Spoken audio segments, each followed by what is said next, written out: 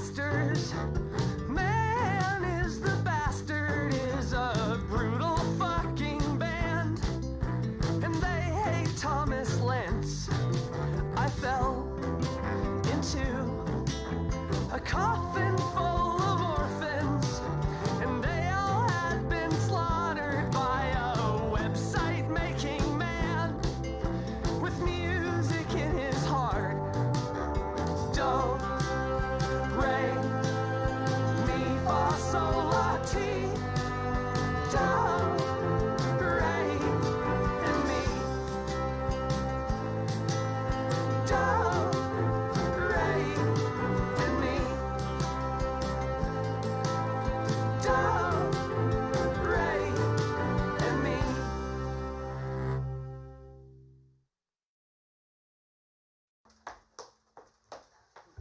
Do it. Just go. I'm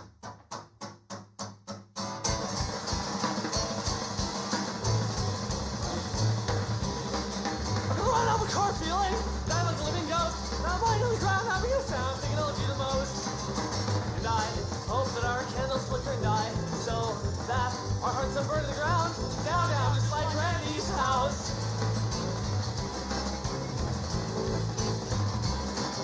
When he comes out, that's really gun. I became a setting sun. They're hiding my spot while I'm lying on the ground, thinking that you were the one. And I hope our candles flicker and die, so that our hearts don't burn to the ground. Down, down, just like Randy's house.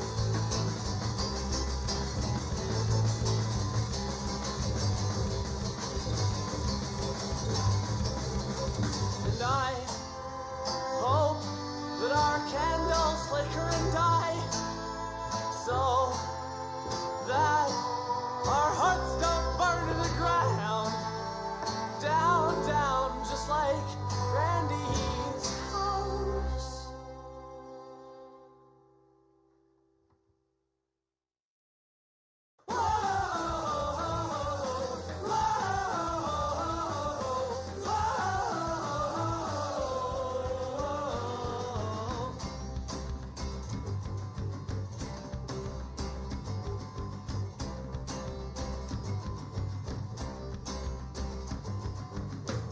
And I have often wondered if a pregnant woman is decapitated, will the baby survive? Will the baby survive? Oh. And I have also wondered if that baby lives his life. What kind of life will the baby lead? And will the baby ever be happy? No. His heart will be bloated and swollen, just like his soul. Too big to fit in his body. And I don't think that I can take it. And I don't think that you can take it. And I know that he sure as hell can't take it. So we all go, so we all go, so we all go. Whoa!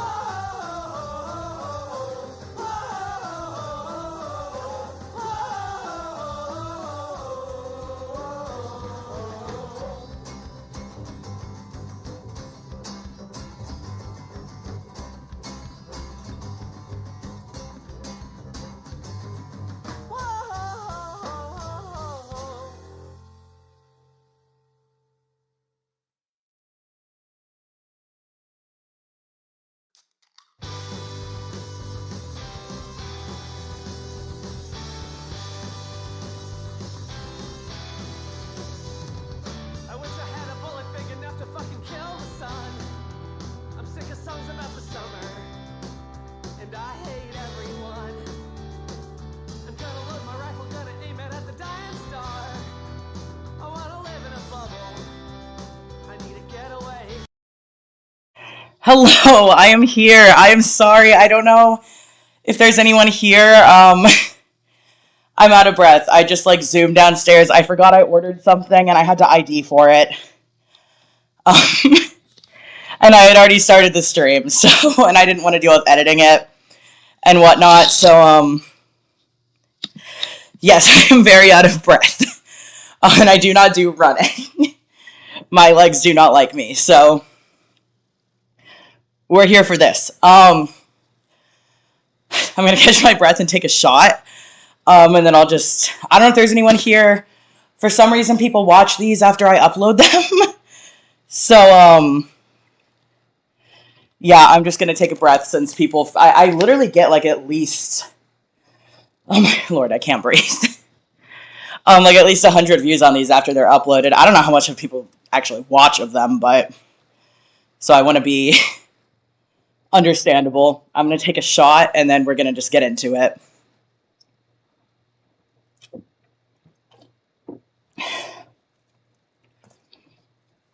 Okay, also shark bait person. If you're still here, I don't know how to check that. Because OBS is being fucky, but, or more so YouTube. Also, y'all let me know if you can hear me, because my last live we had some audio issues. And I just want to make sure, everyone can hear me. I am trying to open this fucking vape juice. Yeah, sorry for the wait, though. I had to ID for an order that I forgot I ordered at all. I was like, oh, I'm going to start in like 2 or 3 minutes, and then immediately, and I didn't even have pants on, and it was just a problem, so. But yeah, I finally got my paycheck, so I got some vape juice, but the vape shop was closed. Okay, anyway. So I found this video, like, I just finished watching it before I started this stream. Because I thought this would be a really good thing to reply to. I left a comment on it, and I honestly just could not get all my thoughts on it out without responding to it. So I just thought I would do that. Also, sorry for the weird noise. I'm filling up my vape. I don't know if you can hear it or not, but so this video is, I don't know if you guys know who Jubilee is. It's a really big, like, kind of corporate-y channel, and they do these things called Middle Ground, where they have 2 people on opposite sides of issues, usually with something in common on a topic. And this one is conservative men versus trans men. And they go through they just ask these questions, and people who agree will come sit down and talk. And I thought this was a really interesting video because most of if you don't know, I am a trans man. Most of the people in this actually align, for the most part, with my views, which are very unpopular in the trans community on the platforms I use outside of small circles. If you don't know, I'm a transmed and not a true scum. Very small little line there. I don't care about the true scum too cute. Dysphoria shit, it's stupid, I don't care. And that is not addressed in this video because the cis guys wouldn't even know what that is. I doubt the older trans men would know what that was either. So that is not addressed in here. All you need to know about my opinions here is I don't support obscure gender identities, and I don't support the idea that gender is a social construct, and I am a trans man. I just had so many thoughts on this that I had to respond to it. And like I was saying at the beginning, I do get a weird amount of views on these after they're uploaded. I don't know how to tell how long people watch into them, so maybe it's just people clicking on them and clicking away. I don't know. But yeah, so we're just gonna go into it. Also, cool, sorry, I can't see timestamps on these. I don't know how to fix it. But I'm glad you guys got a notification. That's cool, because I have issues with that, as do most YouTubers. Also, yeah, okay, let's just get into it. I'm gonna mute it. Let me know if I need audio adjustments, because, like I said, my audio is being fucky, so. Experiment that brings humans with a... Here, we're gonna skip past the intro. This has chapters. I am going to skip past the first question, as it's just a general masculinity question, and it's almost 7 minutes. I'm going to avoid the general masculinity questions and go to more of the social issue questions, because the first 2 are masculinity is disappearing in America, and there's a right and wrong way to be a man, which does not actually address trans issues. Because I've seen this video. So we're going to skip past the general, like, masculine questions, just because this is a very long video, and I just want to stay on the trans issues. Opposing belief. Have male privilege.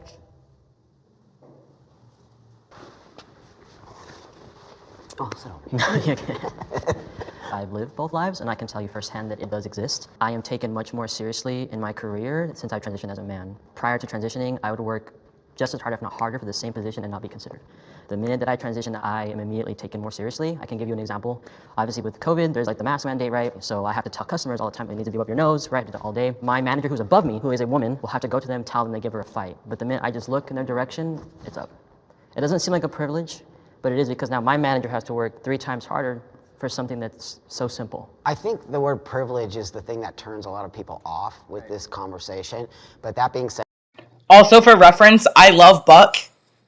I would die for him.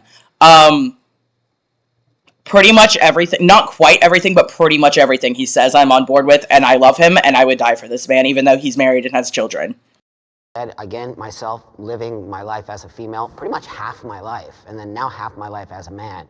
There is no way I could not be honest about the fact that my life has changed drastically. Also being a white man, that's also a conversation a lot of people don't want to have. But I have privilege of being white and privilege also of being a man now. I can walk into any room and command that room in a heartbeat because people just do that with men. And I think the thing is that biological men are born into that space, so they'll never ever see it. Why do we now as women who have become men get to have this thing? It's 100% because we are men. We look like men. Nobody would ever know. No one would ever know that we used to be women. So it's actually a real lived experience.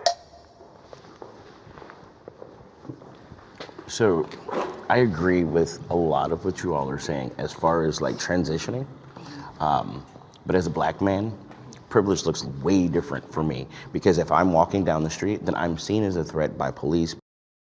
Okay, in terms of this issue, I'm not going to give much commentary on the race thing.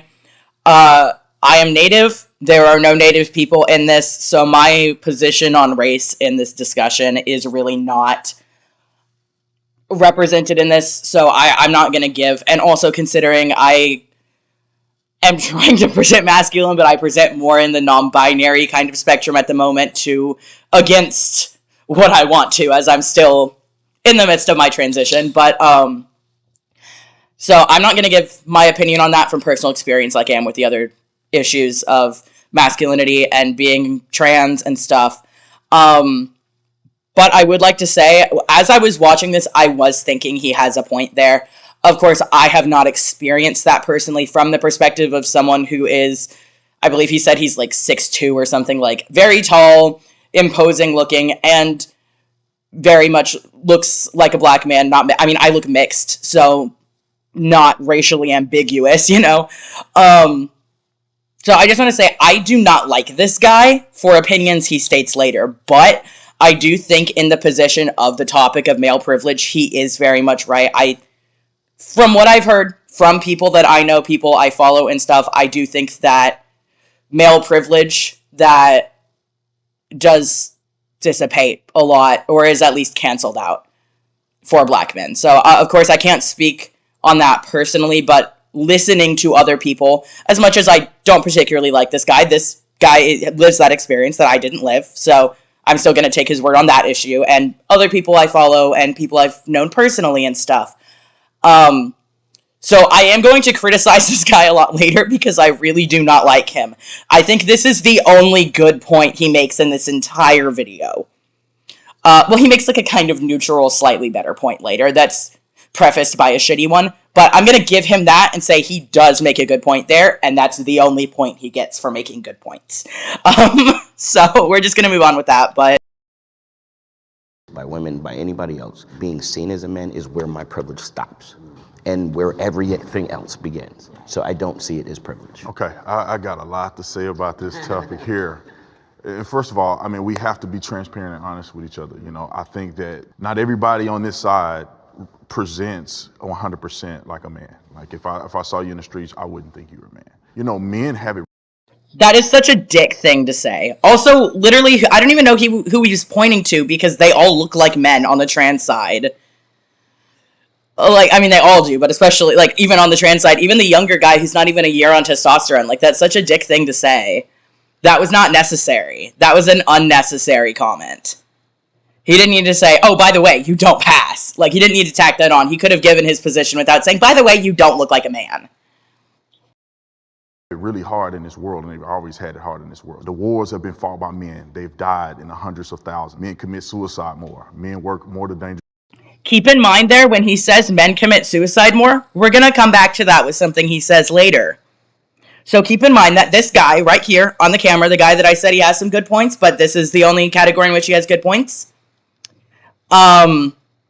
Keep in mind that he pointed out that men commit suicide more, because he will come back to that in the most ironic and hypocritical way possible. I do not believe it's in this topic. Oh, right, no, it's the one I skipped, actually. I am not going to, or I might go back to it. We're going to check the timestamp here. Can I bookmark? Is there a way to bookmark this? No? Okay. We're going to go back to it, because I want to point out where he says this. Direction, right? Some people believe that men need to cry and lay on the ground and be feminine, like women. My name is Brandon. I'm 34 years old, and I'm a conservative man. I had a lot of... Because I am transgender. I think the problem is overwhelmed. Whatever that means to anybody, by including other types of men or other types of masculinity. I myself am a father, I have a child. Some people would disagree with me being a father because I am transgender. But that being said, I present to the world as a male, my child sees me as a man. There's proper ways to be vulnerable, right? You don't have to break down in front of your family and cry. It's okay to suffer in silence as well. Okay, so I wanted to point that out because remember, he just said, yeah, write the timestamps down. I didn't think about the fact that I was skipping over this area before. I have the timestamp. I noted it. But so note that the part that we just watched that we're going to skip back to now,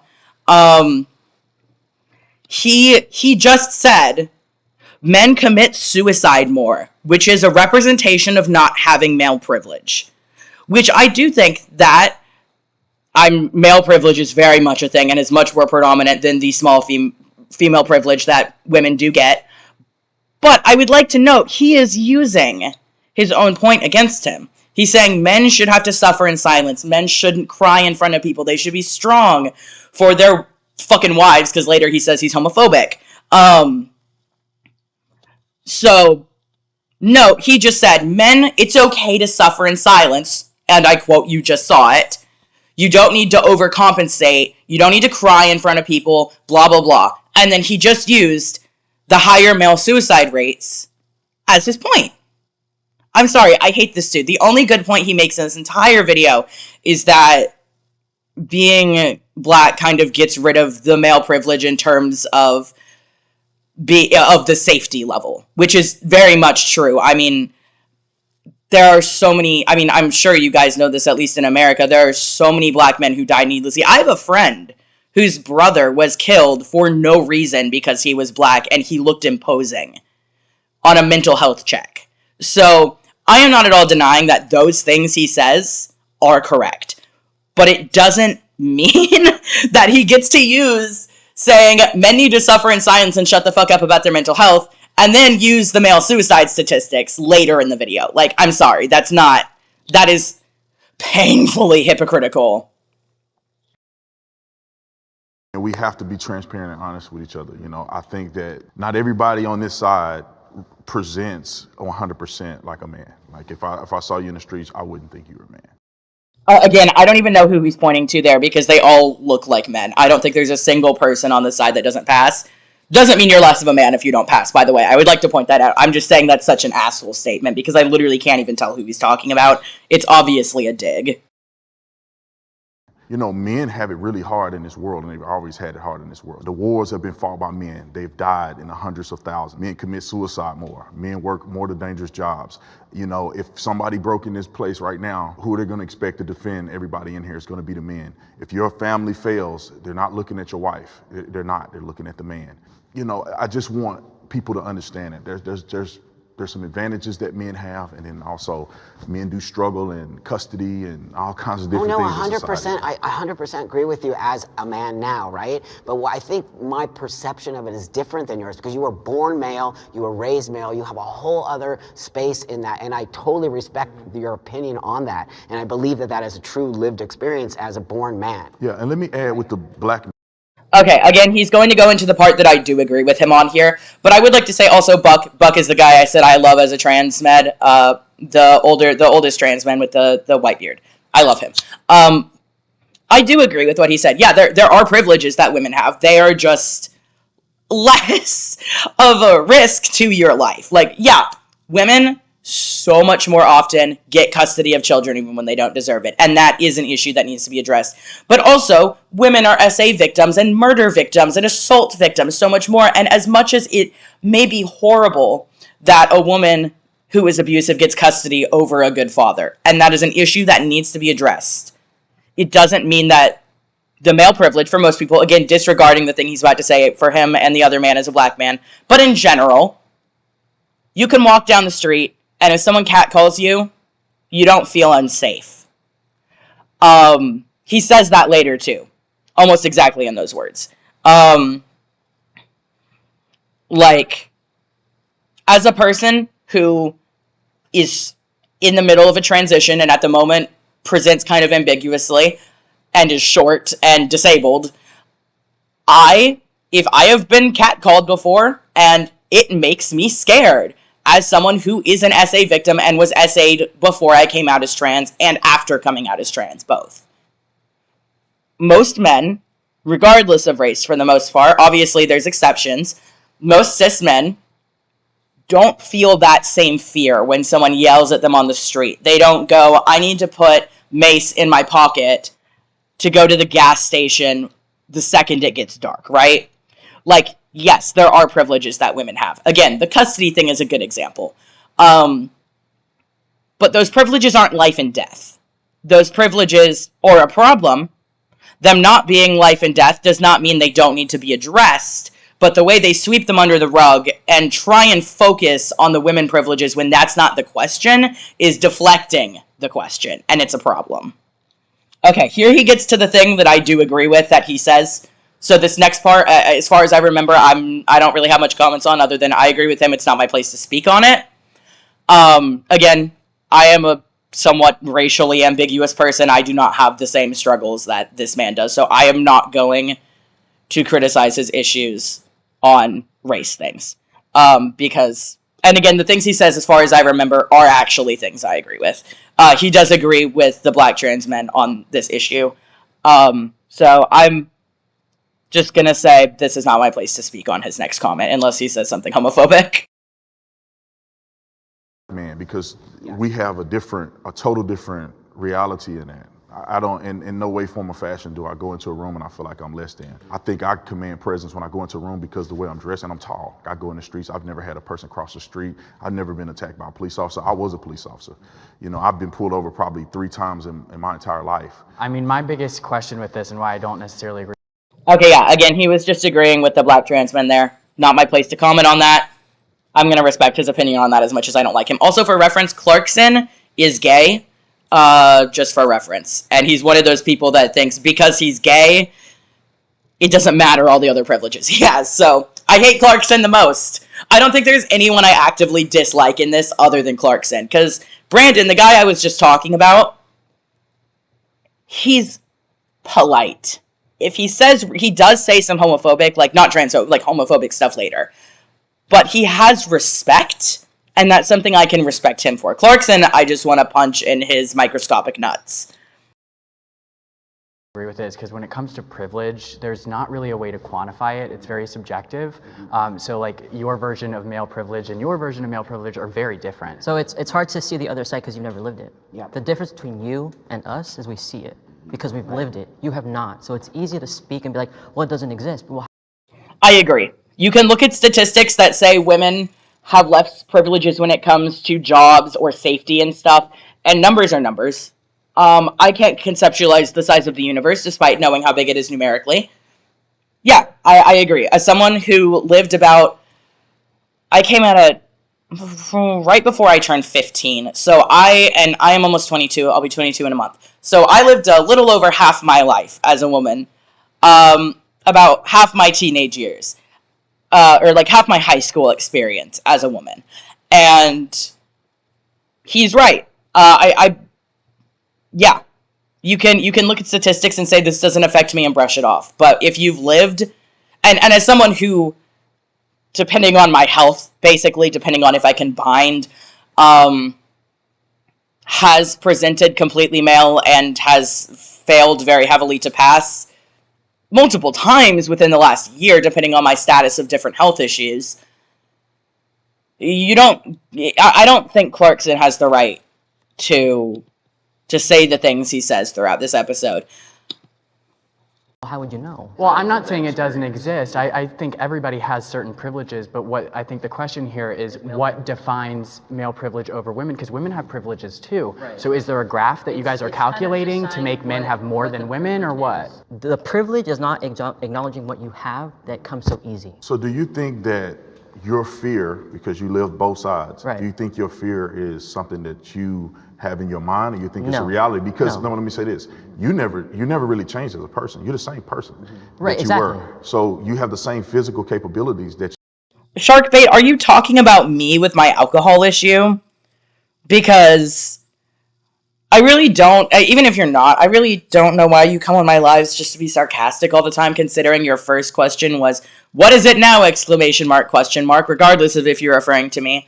And if you're referring to the man that you sent, yeah, I saw that comment when you sent it, and I wasn't sure you were talking about, and the camera was focused on one of these people. So if you're saying it to one of these people in this video, that's nasty because you don't know them. And if you're talking about me, first of all, I don't like hugs, and you're very insensitive, so please don't hug me anyway.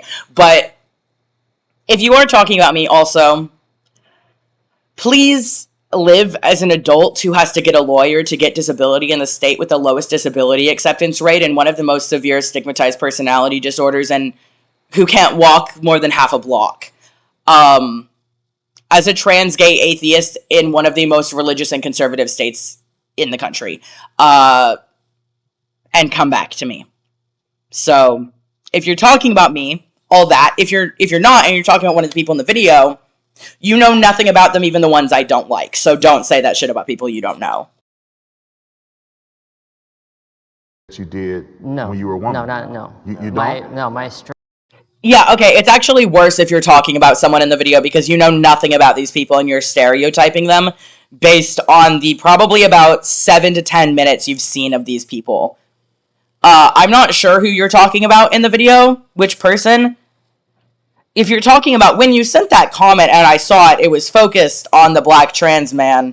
So, if you're talking about one of those two men, I'm going to be straight and call you racist. If you're talking about anyone else in the video, or even anyone in the comments, don't generalize people based on how they look. That's significantly worse than you generalizing me for being drunk on stream a lot. So, let's not generalize people. You've heard about 10 minutes of them having a conversation, probably a good 2 minutes of whoever it was you were talking about speaking. Let's not generalize people. You've seen maybe 2 to 3 minutes of them even speaking and knowing they exist. It's gross. And again, if you're talking about one of the two people where I saw that comment and it was on, and one of the two people of color were on screen, I am going to be completely straight and call you racist and disgusting. So let's not generalize people regardless of who you were talking about. And, I don't think none of the men in this video talk about addiction. But let's say whoever you were talking about did have an addiction. Addiction is a mental illness. It's gross. It's gross. I don't care who you were talking about. Judging people based on addiction, as long as they're not harming anyone directly, is disgusting. And assuming any of the men in this video have an addiction when none of them speak of that is like disgusting squared. So let's drop generalizing people you've never spoken to and have known existed for a good 10 minutes. Strength is entirely different after Well, taking what hormones. percentage would you say? More than 100%. Okay, I weighed so, but like you're still 100 pounds, but now I weigh like you're 133. still not probably as strong as me. But it's not about strength, it's that... Or I'm not sure how to pronounce your username, Abdrigion. Oh yeah, I can't read that. I'm not sure. Person who just said, I think it's rude to judge in entirety. Yeah, I agree. You don't get to judge people. Addiction is not something you choose. So whether or not any of these people had an addiction, regardless of if you're talking about who you're talking about, me or anyone in the video, even the people even Clarkson, this guy who I fucking hate, who looks like a Mormon. I don't care who you're talking about. I don't care if it's someone in the comments, the live, me, the video. I literally don't care. Even if it's like fucking Kat Kerr, who I made a whole video on. I don't care who you're talking about. You don't get to judge people Abby, okay, thank you. Okay, thank you, Abby, yes. Like, I literally don't care who you're talking about. I don't care if it's fucking Ken Ham. Unless you're literally talking about, like, Hitler or something, I literally don't care who you're talking about. You don't get to judge people based on addiction. It's fucking nasty. Okay, let's get back. Women are targeted. Men are not targeted. I mean, maybe sometimes. I'm not saying it's never going to happen. They're targeted by other men. Most of the Right. homicides But women are occur in this targeted country are by other homicides men. I think women have less of a safe space. I That's what I'm disagree. talking about. Men don't have a safe space. If you go to certain But I'm talking cities, about a they specific, get murdered by okay, but other I'm not men talking about certain cities. more I'm so talking than about women. everyday life. Yeah, every day. Not I think that's certain a cities. blanket statement. Have you been attacked as a woman? I have. I have been pressurized by I've been men, raped. yes. I've been attacked. I can go on and on and on. I was homeless, living in the streets, raped all the time. It happens. It's a real thing. I didn't see the guys on the street getting raped, but you But go. men do get raped. 100%. But we're But not the making experience of Do you get catcalled down the street? Like, I mean, women say things to me. When I was a But do you police feel officer, do you feel scared of them? threatened? You feel empowered though, right? no, I don't feel empowered. I feel that that's disgusting. But do you feel scared? Do you feel threatened when a woman But I don't- catcalls you? No, I don't. And Okay, then. I don't feel. Yeah, this is the thing I was talking about earlier. As a person who has been an SA victim both before I came out as trans and after I was out as trans and the person didn't even know I was trans, I do think, yes, he is right. Men are SA victims, and we need to acknowledge that. I don't think the trans... I don't remember who said that. I think it might have been Jordan. Jordan or Buck. One of them. Regardless, yes, men are SA victims. I have been a victim in both positions in my life. That being said, they all have a point. It's not the catcalling. It's not the... You can't... Like, people... In my experience, and the experience of people I've spoken to, and statistically, most men who are SA'd are either intoxicated, or it is by someone they know, or they are a child. It's not you're walking down the street to go buy a soda and some dude jumps you. That happens. That does happen. I'm sure that happens. But the point is that generally it happens so rarely that men, especially men who are like this guy said, he's tall and buff and dresses nicely. So people, and he made that point, and that's why he said he has that male privilege, is because of that and not because he's male. And I do agree because of what he said, but he's cherry picking. He's cherry picking the fact that men can be SA victims too, and he's using that to disregard these men's experience of being catcalled and feeling threatened whenever they present it as women. Yeah, I agree, Abby. That's definitely my point. Like, men are just as much SA victims as women, but, like, the context of this, they're not. Like, the context of men who get catcalled in an SA, a lot smaller. The amount of men who get SA'd compared to women, very close. So it's like, yes, we need to acknowledge, as an SA victim who is a man, it happens, it's not uncommon, and it needs to be addressed, and we need to stop shaming men for it. We need to stop pretending like it doesn't happen. But men generally are not the ones being SA'd by people who are walking down the street and see them alone. Not that you're saying that. I'm addressing, I can't remember his name. Brendan, the guy who's saying that. But yeah, I completely agree with you, Abby. Being addiction is not a mental illness, it's just symptoms, dumbass. No, actually, there is a name for it, and I am diagnosed with it. I think it's just called substance abuse or disorder. Here. Because I am literally diagnosed with a substance abuse disorder.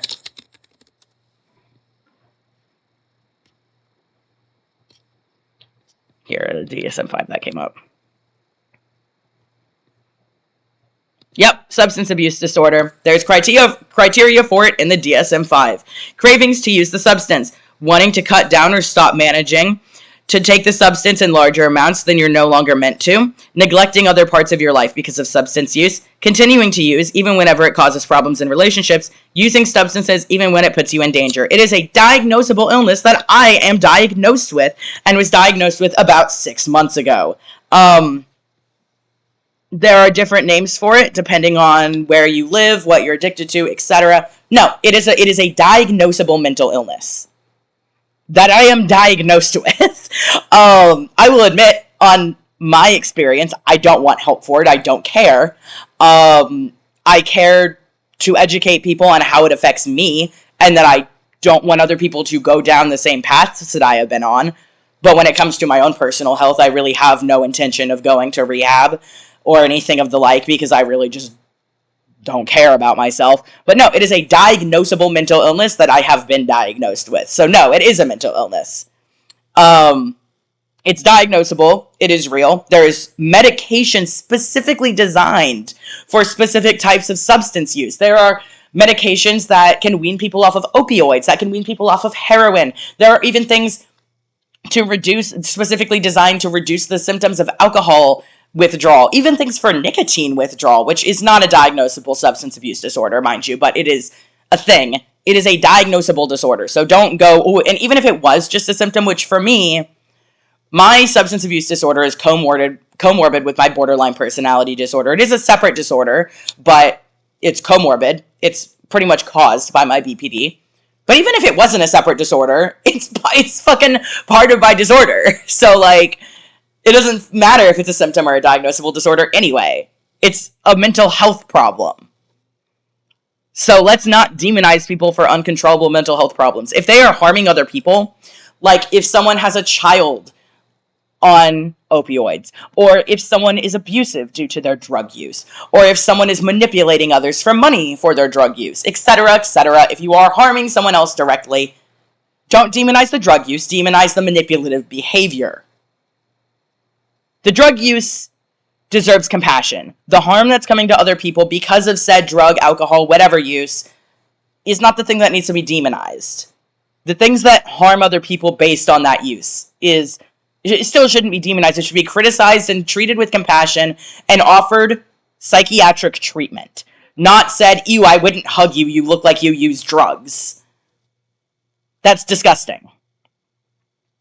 So let's say, if you find out someone has a drug or alcohol problem, how about, hey, let me help you find resources to get rehab or treatment or medication, instead of, ew, you look gross and look like you use drugs. Let's not. Who said the comment you're referring to? Sharkbait197.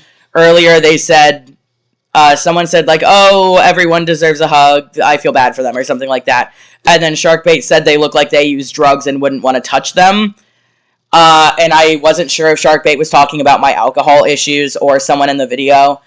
And then they said, being addicted is not a mental illness, it's just a symptom, ... dumbass exclamation mark. And I was explaining that it is. My brother deals with this kind of thing, heroin, and I still love him despite shitty behavior when he's high. Yeah, exactly. Like, you can... Also, I'm sorry your brother goes through that. I have alcohol issues, but that's not comparable to heroin, and I hope he gets better. But, yeah, like, there's people in my life who have drug issues. One of my best friends, I'm not gonna name who they are because I think they watch this channel. I love them to pieces. And I have talked to them while they were intoxicated on things that, as much as I do have limited drug issues as well, I would never do. And they've done bad things because of it, and that's not excusable, but you can say, hey, the things you're doing are wrong, but you're doing them because you need help, instead of saying you're gross. Like, how about saying, I want to help you, or I want to help someone else help you, or I want to get you treatment, not ew. Well, Kane and Cotton, if you don't like me that much, I challenge you to a sword fight. But no, it's not a fucking joke, bro. It's not funny. Addiction kills people. Both the people who are a victim of it and people who are involved in it and aren't the victim. Let's fucking not. That's really sweet, Abby. I'm glad he's getting help. That's definitely a really rough position to be in. So it's fine, an ongoing thing, he's getting helpful. That's really good. I don't think he'd probably be comfortable with some random person saying that they're proud of him, but just know that I'm proud of him as someone who's been through, obviously, a much less life-threatening addiction. And that's something that, if I'm being honest, I'm too much of a coward to do, and I have major respect to people who can do that. So I'm glad he's getting help and he's doing better. How does addiction... Are you joking? How does addiction... Overdoses? Overdose. I have almost died from alcohol poisoning. Dude, I have gone to the hospital for alcohol poisoning and almost died. What the fuck do you mean? How does addiction kill people? And that's alcohol. What about people with like opioid abuse or people who are on multiple substances? I have another friend who is thankfully clean now. I love them to death. And they've almost died from addiction. Addiction is one of, in fact, BPD, which has addiction as a major symptom, which is what caused my addiction. The average life expectancy for someone with BPD is 27 because of the combination of suicidality and addiction.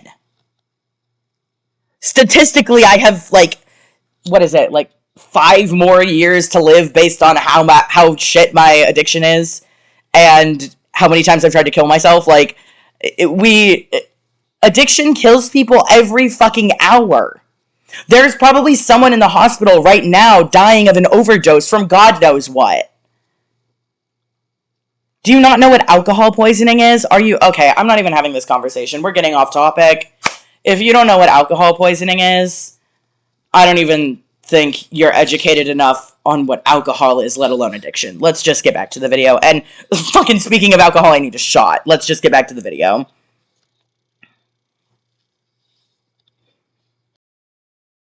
Feel threatening for me Right. and try to challenge. Because you have me. that male privilege. Right. As a woman, What it's different. if a man was whistling at you when you were walking down the street? I've had it happen to me. I had gay men whistle to me, Then but how does that make you feel? I don't care. Okay, cool. I mean, as long as you don't touch me, we cool. Right. I know you probably Keyword there, as long as you don't touch me. Yeah, people aren't gonna touch I think he said 6'2" man dressed in a nice suit. They're gonna touch, or some of them are going to touch a woman who's 5 foot and 90 pounds because they're not afraid that you can wrestle them back. Addiction can force you to rely solely on a substance, and they can and will eventually abuse it. I'm sure this is a child. Yeah, honestly, he's probably like 13. But yeah, I mean, like, again, I can't speak. I've only ever done hard drugs twice. It was not something that appealed to me on a regular basis, thank God. But yeah, I mean, I think the longest I've gone voluntarily not drinking, as in not being admitted, was probably 2 days. 2 days. And if you notice, go rewatch my lives. Even go look at the titles and see how many of them say drunk live. Like, I swear to God. It's not, you can't just say, okay, I'm feeling better. And also note, addictions, even alcohol, which has relatively mild physical symptoms of withdrawal, more severe substances, like again, heroin or cocaine or meth, can actually physically harm you being withdrawal. Like for alcohol, when I get an alcohol withdrawal, I get nauseous, I get sweaty, I feel weak and have a headache. But for some people who do hard drugs, they can die. They can go into like cardiac arrest and shit. Like, it's not that easy to just stop. Like, for me, it's miserable, but I'm not gonna die. But for some people, will get seriously sick. That's why there are medications to, like, for people who are on opioids and shit, because they can get seriously ill and even pass away because of withdrawals. Like, you obviously know jack shit about addiction. You may think I'm attractive. and That's fine. That's cool. I get it. I think women will say the same thing, as long as you're not like trying to be predatory. And I've seen it because I go to clubs with my friends who are girls, and I have to tell the men to literally leave them alone because they keep going and they're predatory and they're literally scouting out for women that are drunk or whatever. Not even drunk. She could say no 1,000 times and they're still gonna bother her. But the minute that I say something, they stop. Women are. Yeah, fucking, I think his name is Jordan. I feel bad, I cannot remember. Guy with the gauges. So right, yeah. I mean, even as someone who looks more non-binary than male against my own wishes, I've had to stick up for friends who are female. And even just looking more ambiguous, it says more about me. That I'm more capable. Like, one of my best friends, who's taller than me, I've said shit whenever I did pass better than I do now before I had some health issues and I could bind and do shit, like, where I passed better. Like, yeah, he's so right. Like, the second that a man steps in and says, don't talk to her like that, they'll either back up or they'll start a fight with you.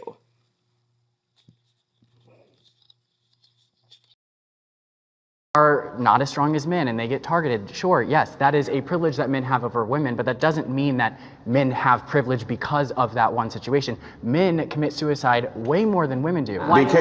Because if we're going to go that route, trans men commit suicide twice the rate. But that's not. I think what's important here is to distinguish the fact that, yes, no one is negating the fact that women can get preyed on. You know, there's situations where this happens, right? Like, no one's going to deny that. But we're also just trying to say that it's not like a one-sided coin here, where there's like men are just, you know, we just have it good and we can do whatever we want. I do not believe that's true. We can't even be the next Supreme Court justice because you know, it's like. But you know, I live as a man, so I see the difference now. Yeah.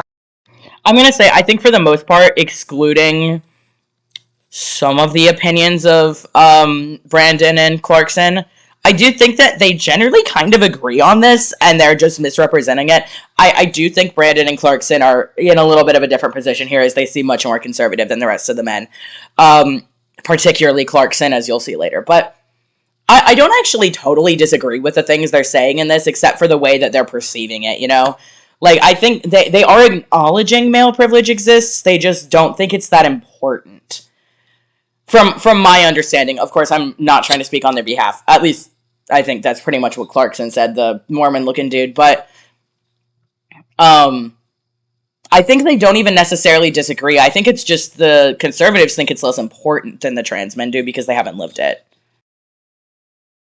When I said I have privilege and I walk into a room, of course, but then there's other things that are expected of me now as a man that I would never knew were expected of me. So would you guys agree that that there's... Max is the guy with the glasses, right? Because that's the guy, this guy right here. Not the blonde guy, the guy with the like reddish hair. Because that's exactly what I was saying, and I was thinking that made me think maybe they're just misunderstanding. Because I think if you'll see through the video, he's actually pretty chill. I think he's more libertarian. I mean, I guess libertarian could be considered conservative in certain sectors. I guess there's Ron Swanson, but yeah, if you're talking about the guy in the plaid shirt, I actually quite like him. Really, other than Brandon and Clarkson, I don't really have that big of an issue with the other conservatives in this video. And even Brandon, I can see as we go through the video more, I can see more where he's coming from. Personally, Clarkson, I think, is just a little brain dead. But even with, later Brandon, the guy who said he was a police officer, he later says, you know, he's like a conservative Christian, whatever. So I'm like, and he also is, again, as he does say some pretty shitty stuff later, being homophobic, he does seem to have respect for other people. Which is, yeah, Max. Yeah, I like Max, actually. He's a vibe.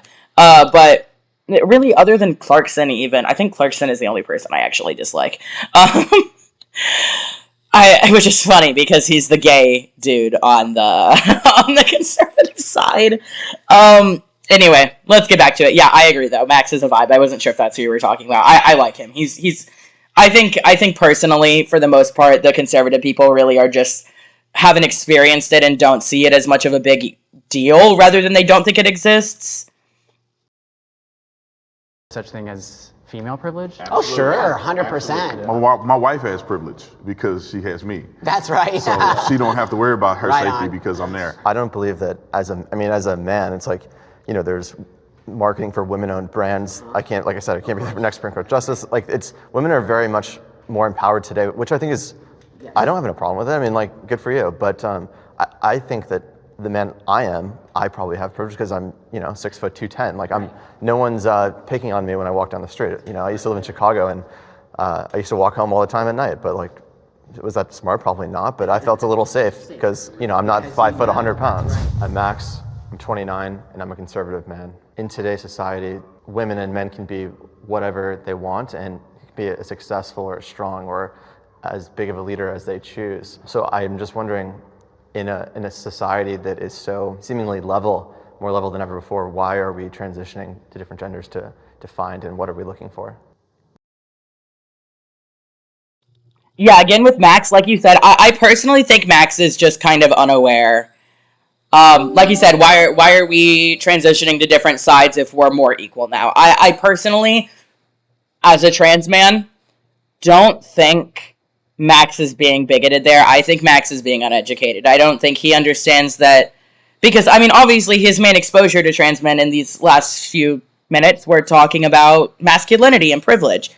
So, and as someone who hasn't lived the side of being female, I personally just think, especially from that statement alone of, well, if we're on a more level playing field, why are we changing genders? I think, you know, props to Max, just that he kind of, this sounds mean, and I'm not trying to say it to be mean. I think he just kind of doesn't know what he's talking about, and I think that's okay, because he's doing this. He signed up for this, he's talking to them, and he's being nice, and he's being respectful, and, like, I totally, yeah, like you said, he seems like a good dude who just doesn't fully understand the issue he's talking about. I know you didn't say he doesn't understand the issue he's talking about. That's me saying that. But, yeah.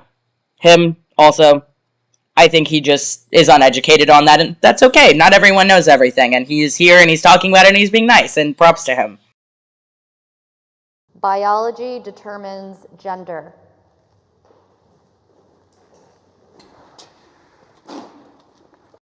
This here is why I love Buck. Buck is the guy with the beard and the glasses, the oldest trans man.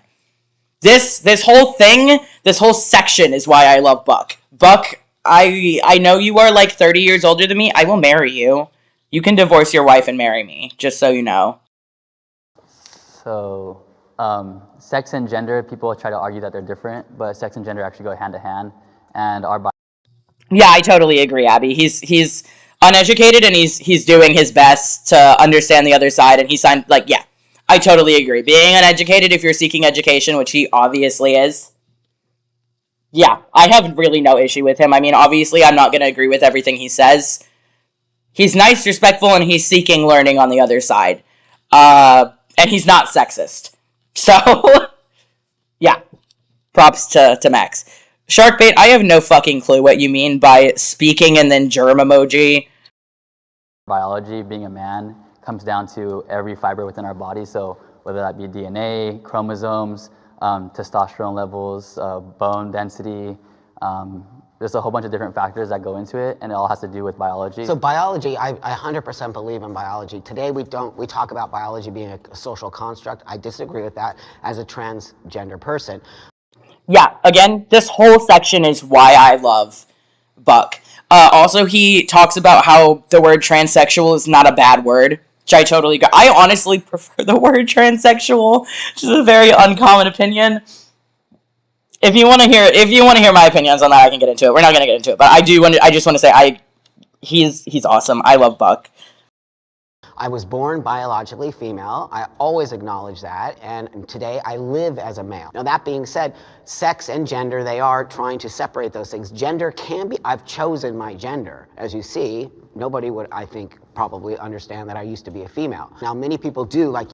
I would like to note, he goes into this later. When he says chosen, he refers later to choosing to transition, because they go into a topic later about should kids be allowed to transition. So I just would like to say, I believe he's 59. Whenever he says chosen, he clarifies later that he means chosen to transition. So I would just like to preemptively defend him on that. You just said, believe that sex and gender are one thing and you can never change those. I'm not trying to change anything. I'm trying to show the world that this is how I feel by presenting the outside. But I think denying biology is where we get into a lot of problems. Okay, Sharkbait, for one, I was joking and exaggerating. I'm just saying he's cool. Like, I like him and I agree with him. Also, I am gay. Just fun fact. I'm T for T gay. Well, I'm bisexual, mostly T for T gay. I just say I'm gay. But also, that was a joke. It's called a joke. It's a joke. He's cool and I like him. He has good opinions, and I think he's a nice dude and rational and level-headed. That was my point. Also, again, I am gay, so... If you want to be, seen as a man... Abby, I believe the next topic is should kids be allowed to transition? This one's kind of... Yeah, the next one is should kids be allowed to transition? This is the longest topic. Biology determines gender, so I may skip through it or speed it up a bit. I will get into my opinions on that in about probably 5 to 7 minutes. My opinion is yes and no. We'll get into that in a minute. But I am going to skip periodically through this, or I'm not skip through it, but speed it up a bit, because this is the longest section. And I think that it becomes pretty clear what everyone thinks within the beginning.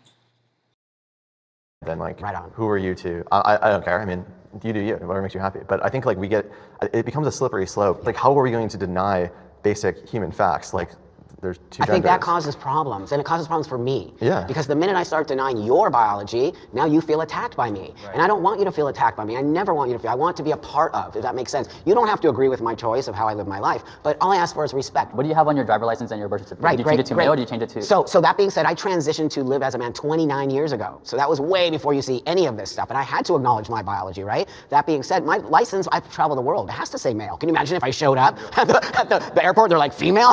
Dude, there's something. Here, I'm actually going to skip over this after Buck finishes talking because the rest of it is kind of more of a casual conversation. So I'm going to wait until everyone sits down, and then I'll skip to the kids transitioning thing because I think that's a bigger issue. I think everyone here who's not a transphobe can agree biology exists and trans people exist regardless of how you view the whole issue of brain structure and all that shit. So I'm just going to let this little part play out because, again, this is a long section, and then we're going to come back. But, yeah, we're going to come back to that. But, yeah, I'll probably get to that in 5 minutes or less. Also, shark bait, it's fine. I get not understanding jokes.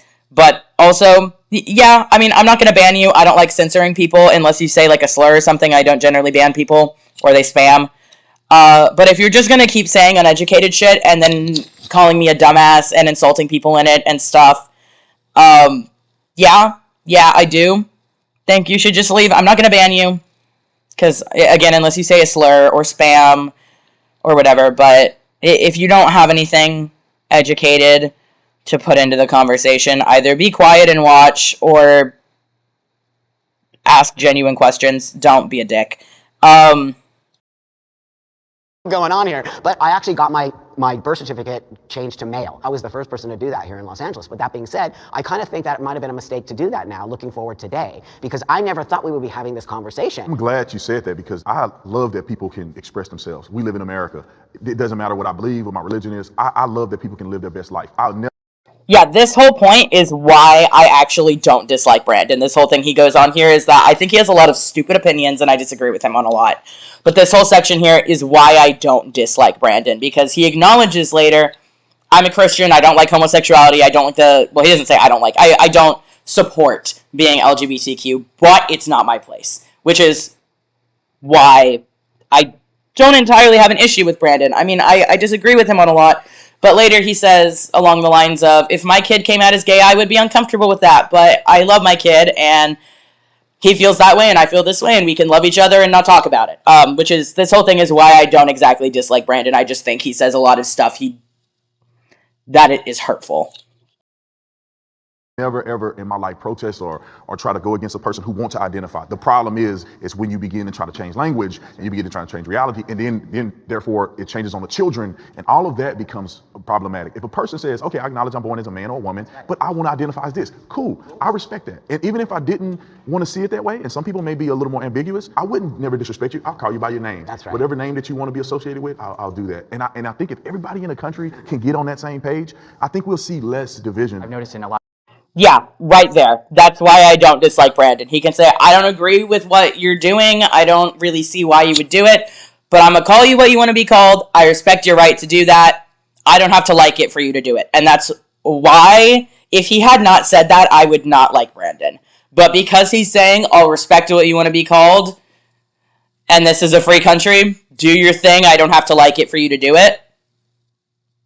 Yeah, I don't like his opinions, but I like that he isn't trying to force them on people. So, like, props to Brandon for that. A lot of the trans individuals that I've met, the older generation who had it a lot harder in society to be accepted is a lot more willing to have the conversation. We didn't have social media. I didn't have cell phones. Two gay lionesses. No, that's not true. The age or the wage gap is a statistical fact. We've been working on it, and it has definitely decreased since the concept of it became a thing. Became a thing as in became an aware thing. But it is a thing. It doesn't mean women don't have privileges, but the wage gap does exist, even if it's small. Also, yeah, I totally agree, Abby. That whole little comment he gave there is why I don't actually have much against Brandon, is that he says some stuff later that I don't like and I think is hurtful, but the fact that he's not forcing it on anyone, I think separates him from a lot of conservative Christians. And, you know, yeah, like that's, for example, I don't like religion. I don't think religion should exist. I think the world would be better without religion, but I don't get to tell people what they get to believe. And I think, yeah, like I said, I totally agree with him in that respect. He's allowed to not agree with me being trans, and that's totally fine. And he said, you know, I'll call you the name you want to be called. I don't have to like it to respect you as a person, and that's something I do respect about him too. Also, yeah, the wage gap exists, bro. You Google, statistics exist, Google it. Numbers are objective. Women do have privileges that men don't have and vice versa, but that doesn't mean the wage gap doesn't exist. I didn't have computers when I transitioned. This is how you build bridges. I'm Buck, I'm 59 years old, and I'm a trans man. Because I'm an elder trans man now, and there's a much newer generation, there's a definite space where I have a different way of being than the younger generation, and why I tend to call myself a transsexual man. And I believe in biology, I believe in binary, so it really does not necessarily align with a new thought process that is happening with a newer generation. Yeah, again, that whole little statement there is why I like Buck, that he's more objective, and I like that about him, and also that he doesn't demonize the word transsexual. So many newer trans people, I mean, I'm in the middle-aged section of trans people. He's in the old end, I'm in the middle end, and the xenogender kids are at the young end. As someone who's in between his age and the, like, quote-unquote new trans people, like, new generation, I guess, me and a lot of other transmeds who are in that younger generation and are in his generation, depending on the person, I agree with him. I do believe in non-binary, but personally, I think non-binary, agender, bigender, whatever you want to call it, fine. I don't believe in things like cat gender. I'm sorry. I like he said, biology is an objective fact. Doesn't mean you can't be trans, and it doesn't mean your identity and feelings aren't valid. It doesn't mean you don't exist. But there's a line. Yeah, Lioness, yes, women can be paid well, but that doesn't mean there's not a wage gap. Being paid well is not the same as being paid the same. Numbers are objective. Please Google. I'm not even going to have this conversation about the wage gap. Just Google it. Numbers are objective. You can look at numbers and tell when one is lower than the other. I'm sorry. So I love this question. With trans folks, biology does change. Our bone density does change. Our muscle structure does change. Our testosterone levels do change. So biologically, Okay, here is where we go to them discussing the biology debate, which I think everyone except maybe Sharkbait here can agree upon. This is where I said I'm going to skip through it. We're about a little less than halfway through this. So we're going to go to the kids transitioning thing. If you want later, I can come back to this. I'll write down the timestamp if anyone, or, you know, it's a round number. So we can come back to that if anyone wants to later, but I'm going to skip to the kids transitioning thing. Basically what some of the people, specifically Gilbert and Clarkson, say is that, oh, your gender is your chromosomes, and that's... I also don't like... In that part, no one brings up intersex people, even the trans people, and that frustrates me because sex is not even a binary. But anyway, that's not relevant to this topic. People forget that intersex people exist. Let's continue to the transitioning issue. Be allowed to transition.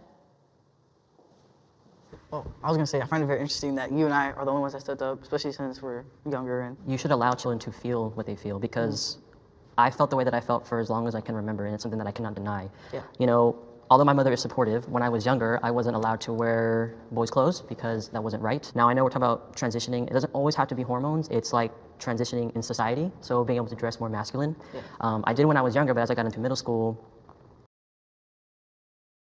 I forgot it was sped up. We're going to unspeed it up here for the rest of the video, at least, I think.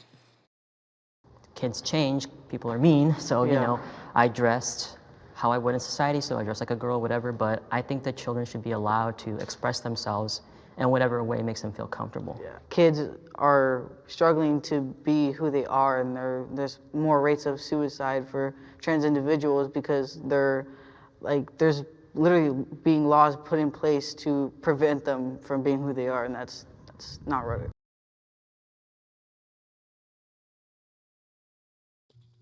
Sorry, I realized I was on mute. This was uploaded the last week of February, so when he's referring to this, I think he's probably talking about the Don't Say Gay thing, because that was peak news and still is at the time. This is a very recent video. This is probably uploaded a little less than a month ago. Yeah, almost exactly a little less than a month ago. It's February 27th and it's March 25th. So, Linus, if you keep talking about this and spreading false information, I'm going to mute you. I will temporarily mute you.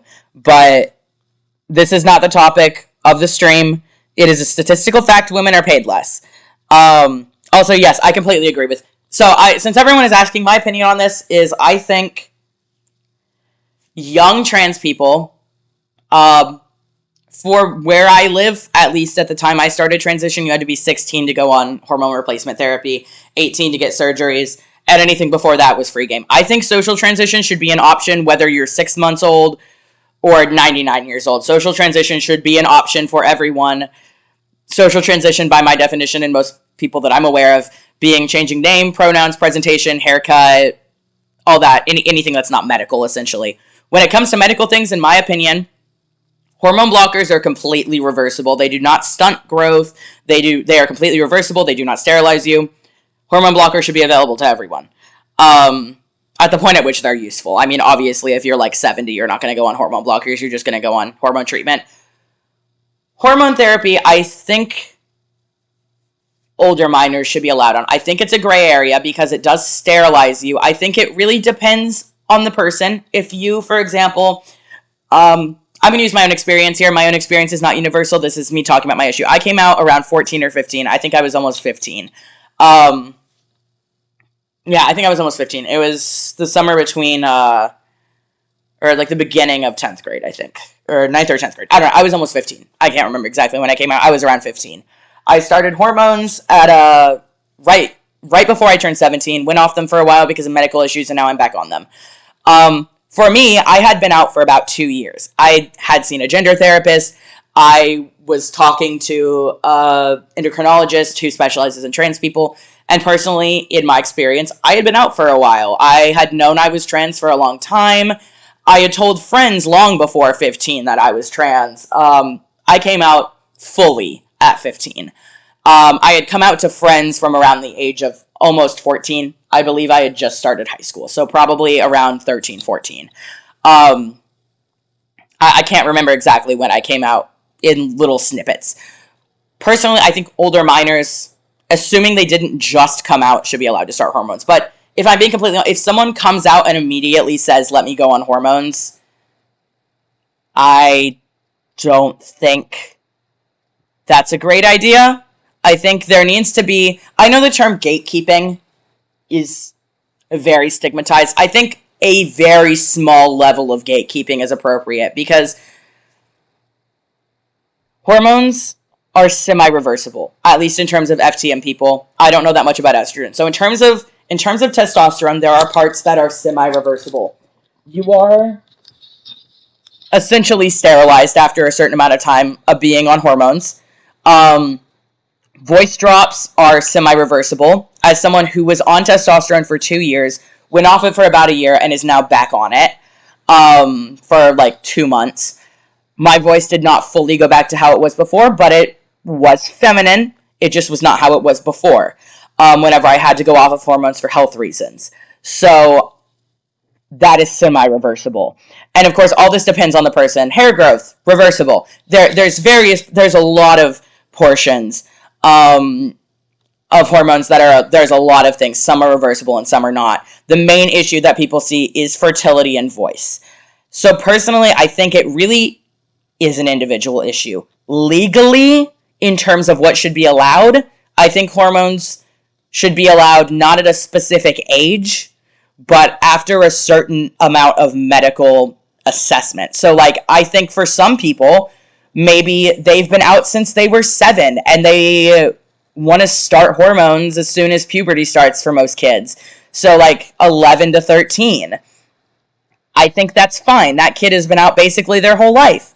But some people come out at 17, and maybe for the kid who came out at 7, it's appropriate, but that kid may have only known they were trans for a month and then immediately came out. And that doesn't mean they're not trans, but I just think it requires the assessment of a doctor.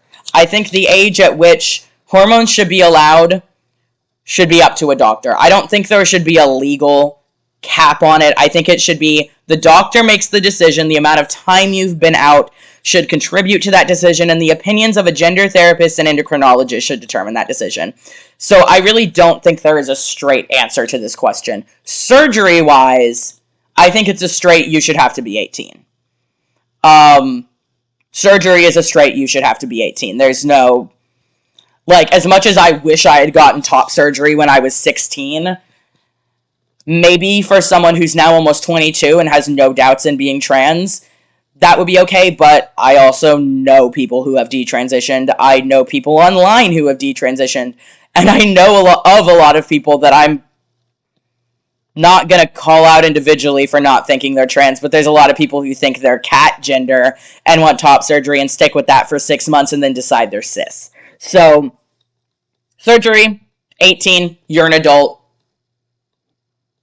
It's your medical choice, you do that.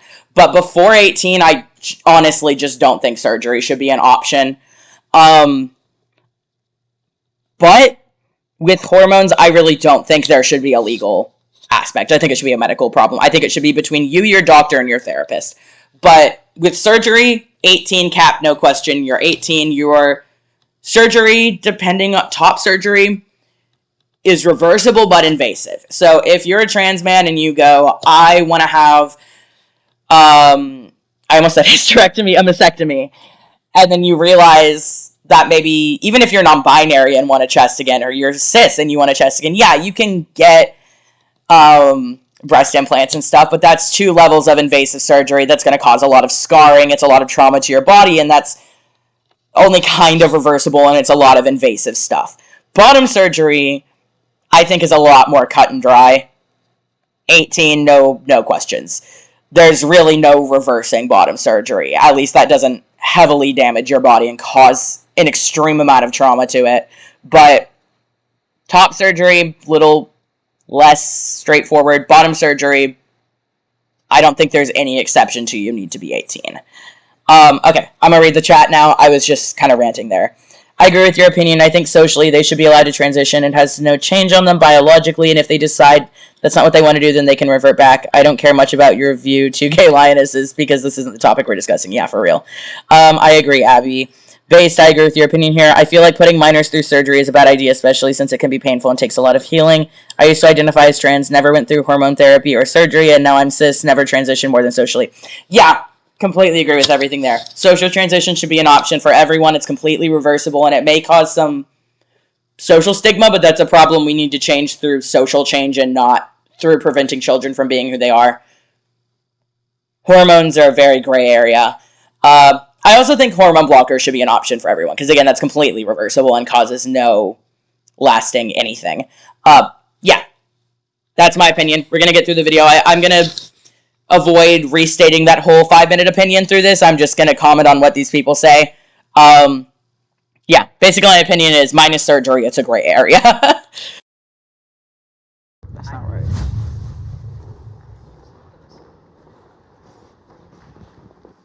Okay, so I work with children. This is where I have like the biggest problem with the trans stuff is with the children, because people, like I'm sure you guys would agree, you want to inject them with the hormones to stop their puberty, their normal puberty. They haven't even developed their prefrontal cortex yet, and you want to stop their natural puberty from occurring to affirm their gender, and then later on they regret it. I think that's not a good thing. See, that I don't think this guy understands the difference between hormone replacement therapy and hormone blockers. I'm just going to go ahead and say that straight out.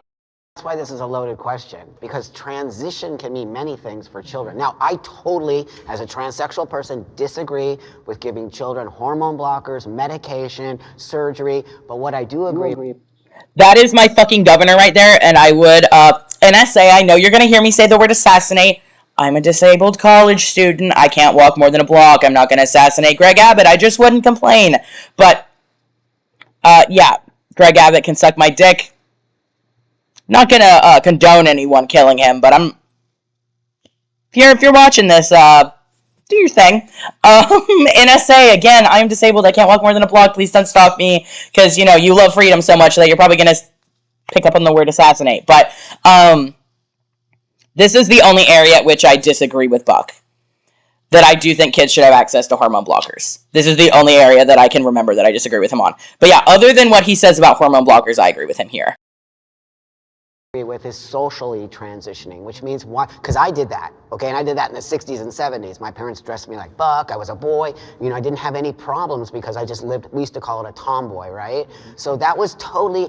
And I went through puberty and I did all the things. I do not believe children can make those choices, and I do not believe it's okay and ethical for a parent to make those choices for a child. But I do believe gender dysphoria exists in children. I had it, 100%. It's there. But to give medication to a child is so unethical to me that you would actually, you're exactly what you said, you're stunting brain growth, you're stunting all of these things. They don't have enough research on it. So I'm in agreement with transitioning medically for children is not okay for me, but I do believe in a social space. When you say Yeah, for the most part, minus the hormone blockers, I agree with him there. If I'm being honest, I don't think hormone blockers existed, at least not widely, at the time he transitioned as a kid. So I'm going to tack that down to him not understanding the difference between hormone blockers and hormone replacement. But yeah, minus the hormone blockers, for the most part, I agree with him there. Social transition is okay. Medical procedures, generally not. But I am going to disagree and say hormone blockers. Hormone blockers are now studied to know not to stunt your growth or anything. The second you stop taking them, everything resumes. And it's not the same as, what is it, HGH, human growth hormone, which is what does the bone growth, all that stuff. Because I actually had a friend in high school who had a deficiency of human growth hormone, and although he had just started taking medication for it, he was really short, he was mentally underdeveloped, he had a lot of health issues. But the hormone, that basically, if you, for example, are born male and you take hormone blockers as a child before you start puberty, basically your dick won't grow, you won't get facial hair, your bones will not get as dense, and you won't have that same muscle growth. Your weight will be distributed differently, but your actual mental development, it basically puts you through, it keeps you in a prepubescent state, but you still get taller and you don't go through puberty. I mean, yeah, you can still grow, you don't go through puberty. And obviously for trans men, you don't have breasts or weight distribution different. It's pretty straightforward. I'm going to chalk it up to him not fully understanding the difference between hormone therapy and hormone replacement therapy. Or hormone blockers and hormone replacement therapy. But other than that, I do agree with what Buck says in this for the most part. a social transition, it's interesting to me because we can't control what happens in a This is the only guy I don't like, by the way. social situation. That's right. That's right. So to me, and we talk about suicide rates among young trans people, this whole ideology is telling people to derive their value off of what somebody else is saying about them or what somebody else affirms to them. So we say that, you know, society is the problem and we're not allowing people to be who they are. Yeah, I agree, Abby. As we go through this more, I think personally he was conflating the two. And at the time that he transitioned as a kid, I'm not sure they even existed. Or if they did, they were very limited research, like he said. So and if he is aware of them, then I just disagree with him and agree with him on most things.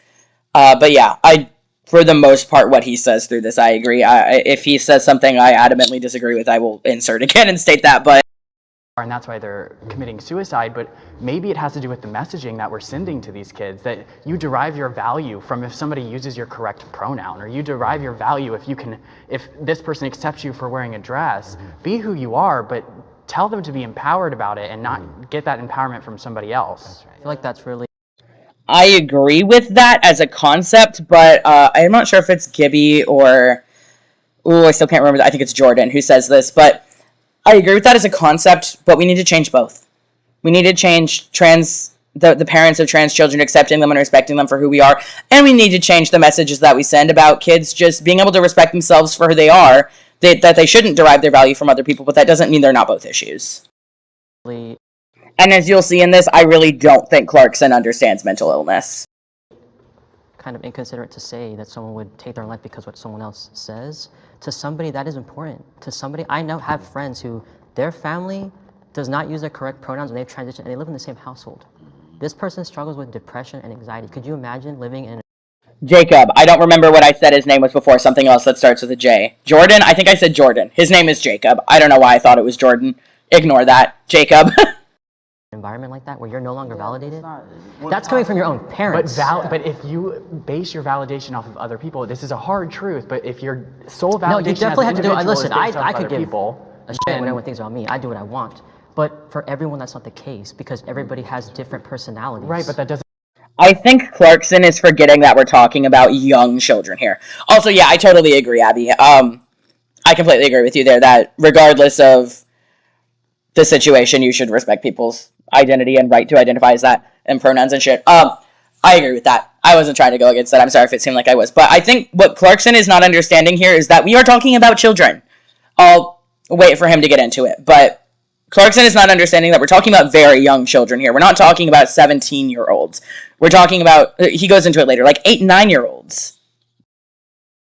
Doesn't make it any. That doesn't mean that. But it's still. But what you're not acknowledging. Listen, what you're not acknowledging though is that in that environment, it is not supported. I'm acknowledging that. I'm just saying that we're saying that for some reason they should look for that validation from somebody else. When you love rather than find somebody it and you within. have a family, you want them to But validate you're focusing not on the individual. You're focusing on the people outside of that Yeah, but individual. the individual. I'm focusing on empowering that individual. But part of being a person is needing to be validated. You don't need to be validated ever in your life from your No. family or your friends. I get my Never. validation from within, and then the. Right, but Yeah, fucking, oh my god, I keep wanting to say Jordan. What did he say his name was? Was it, oh, I already forgot his name. I just kept saying Jordan, and now I'm thinking it's Jordan. I'm trying to skim over this to see what he said his name was. I'm looking at the timestamp so I can try and go back to this so I remember his name. I'm just gonna look at the comments and see if anyone says his name. You know, I'm just gonna, I don't want to say the wrong name, though. Okay, I see the timestamp. We're gonna skip through to find his name, because I feel so bad that I had been calling him Jordan when it's not Jordan. But for everyone, that's not the case, because everybody has different personalities. Right, but that doesn't make it any. That doesn't mean that. We'd say that. I feel like that's really kind of inconsiderate to say that someone would take their life because what someone else says. To somebody that is important. To somebody, I now have friends who, their family does not use the correct pronouns when they transition. They live in the same household. This person struggles with depression and anxiety. Could you imagine living in an environment like Jacob! that? It's Jacob, thank you. Okay, okay, I'm going back to my timestamp. But yeah, I think that he's forgetting that these are children. And also whenever Jacob says, whenever he says, oh, I get all my self-validation from within, he's right, that is bullshit. Clarkson is lucky enough that he hasn't had that issue. Make it any. That doesn't mean that. But it's still, but what you're not acknowledging, what you're not acknowledging though is that in that environment, it is not supported. I'm acknowledging that. I'm just saying that we're saying that for some reason they should look for that validation from somebody when else. You love somebody and you have a family, you want them to But validate. you're focusing not on the individual. You're focusing on the people outside of that Yeah, but the individual. individual. I'm focusing on empowering that individual. But part of being a person is needing to be validated. You don't need to be validated ever in your life from your family or your friends. I get my validation from within, and then the. Right, but if we're talking about children, okay, if we're talking, okay, I was an 8-year-old when I found out that I wasn't biologically male, right? I was 8 when I found out that I wasn't the same as my brothers, okay? And so going through that process, I attempted suicide 4 times because my mother was like, well, you are a girl. When you're 8 and you're 12 and you don't have anyone else that is in your space, when you don't have anyone else that lives in the same house as you to tell you you're okay, where are you supposed to go? How are you supposed to garner your own self-validation if the people that are raising you don't validate who you are? Exactly. You learn from your parents. He's so, like, that's what I was saying. Clarkson is forgetting we're talking about children. Like, I mean, the fact that he's saying he doesn't need validation from anyone as an adult is right. Jacob is right that he's full of shit. Everyone needs validation. And Clarkson is lucky enough that in his life he has not experienced that invalidation from other people, or that at the bare minimum he doesn't struggle with any level of mental health issues. But yeah, we're talking about children. Like literal children. Again, like, not that teenagers don't need that too, but like actual children, like elementary and early middle school age children. If you don't grow up in a supportive environment, you don't learn how to be supportive. How are you going to learn to love yourself if no one around you loves you? Like, no one will let you be who you are. You can't, look, children don't have that innate sense of knowing what's right and wrong. You learn that. And sure, there's some level of innate right and wrong. Like, you know, it's generally, unless there's something very wrong with you, not to kill people or hurt people. And you learn that growing up. But if no one in your life, as a small child whose main system of people around them are your family, or at least close friends, like the community that you live in and the people that you live with are not giving you validation that, yeah, like he said, like that you're okay, then how are you going to learn that you're okay? I mean, as someone who tried to commit suicide for the first time at 12 years old, who has struggled with my mental health since I was 6, that first saw a psychiatrist at 8, children do not just learn to be mentally healthy. If something is fucked up in your life, you're going to become a mentally ill person. And, like, obviously there's genetic issues there. There's genetic predisposition. I mean, I have a genetic predisposition to personality disorders, to BPD, to addiction, and all this shit. But, like, it's still nature versus nurture. There's a line there. But you have to... There's an extent at which if your family is treating you like you're lesser than, you're not going to grow up learning how to love yourself and get validation from yourself. Your parents have to teach you that it's okay to respect your own opinion of yourself above anyone else. If no one teaches you that, if your parents teach you that the people outside you are what create your validation, then you're going to believe that. If you've been learning that since you were a kid, you're going to believe that, and you're going to grow up with that mindset that your own validity comes from the people outside of you. And again, Clarkson was lucky enough that he grew up in a setting, I assume, where he wasn't invalidated by those people, at least not from early childhood. As a father, you know, my duty is to raise my children the way I believe is right. And if my child somehow struggles with this, which is fine, we'll have that conversation.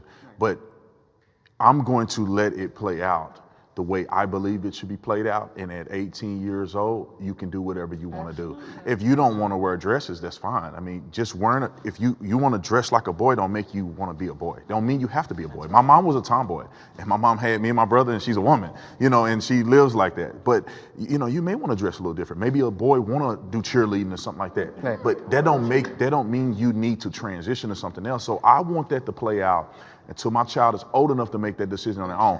Also, you have to teach your children to have balance, because if you just want mommy and daddy to acquiesce to everything you want, that's not reality.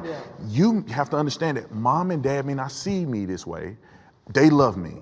I see myself this way, and I disagree with how they speak to me or how but I love them as well. I love, like my son, if he said that he was, and I'm a Christian and I don't believe in homosexuality, I don't. I respect anybody that feel that way. I never, protest you at all. If my son came to me, it would be a struggle for me to want to go to his wedding. I'm just going to be honest. But I think that my son should understand this is the way my dad feels. I'm sorry you went through that, Abby. I definitely had that experience with my dad. Not in terms of me being trans, thankfully, but definitely in terms of him being very absent and my mom being very manipulative and just a lot of shit.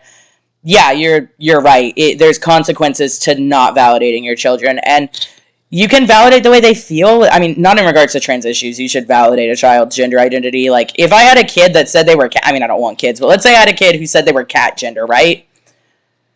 I'd just be like, okay, in my head, I'd be like, I don't think that's something that's real, but you're my kid and you need me to know that I love you regardless of if I agree with what you're doing, which I actually do. I know this sounds really bad. I just forgot his name. The guy on screen is saying, Brandon, but he does come back to it basically saying, if you're gay, I'm going to love you regardless. Let's skip to the chase and say because that's what he says. Yeah, you don't have to agree with what your children are doing to say, I love you and I respect you and I respect your right to feel that way, and I'm not going to invalidate that you feel that way, and I'm going to treat you like a person. And I mean, yeah, there's some truth to what he's saying in regards to you can validate how your kids feel without validating the actions that go behind them. I don't think that applies to trans issues, but as a concept, yeah, I mean, I was a problematic child. I had conduct disorder, which is a childhood predisposition to sociopathy. Thankfully for most kids, including me, it went away. But, for example, my parents never validated the violent things I did. But they also didn't validate why I felt that way. And I think they should have changed it to validating, I understand why you feel this way, but the thing you're doing is wrong. Again, that does not apply to trans issues, but as a concept. Yeah, like you can validate how there's consequences to not validating the way your child feels, whether or not you agree with their responses to it. I completely agree, and I'm sorry you went through that too. Like, yeah, also, yeah, I relate to the codependency. I've ruined so many relationships because of that. But yeah, You're totally right. Maybe people outside of you shouldn't be defining your self-worth, but the people that are important to you in your life need to treat you like a person, especially your family. There's a reason that even kids who weren't directly abused, but like you said, emotionally neglected, still grow up with so many issues because you seek that validation because you were never given it. And it's a problem. Yeah, that's exactly what I was getting at with my dad too, Abby. Like, he just wasn't there. He didn't say anything. Like, he didn't say, oh, the way you're feeling is stupid, but he just didn't say anything. He worked all the time, and he never talked to me, and when he was off, he never talked to me. He did his own thing, and he sat in his room and played video games. Like, sure, he didn't say, oh, the reason you're doing XYZ is bad. He just didn't care. And that had a reaction to our relationship, and that had a reaction to how I respond to other people. And that's why when I am financially independent from my parents, I have no intention of talking to them again. And they're not, I wouldn't say my parents are abusive. They're not. They're bad parents, but they're not abusive. I very adamantly think they're bad parents, but being bad parents doesn't mean abusive in my case, at least. But I also don't really have an intention to talk to them after I'm independent from them. Like, if there's an emergency, I'll go see them. I'm not going to be like no contact with them or anything, but I don't have a desire to maintain a relationship with them because they never really did much for me beyond, I'm going to give you food and water and a house over your head, which is bare minimum of choosing to have children. And I don't really want a close relationship with them after I'm obligated to do so because they didn't, exactly like what Jacob was saying. Your parents are the ones that when you're a kid need to be there for you and need to validate how you're feeling whether or not they agree with what you're doing. And I will respect that Brandon does come back to this and circles around to it in a more positive way, even if I don't agree with his opinions on religion or sexuality. But, yeah.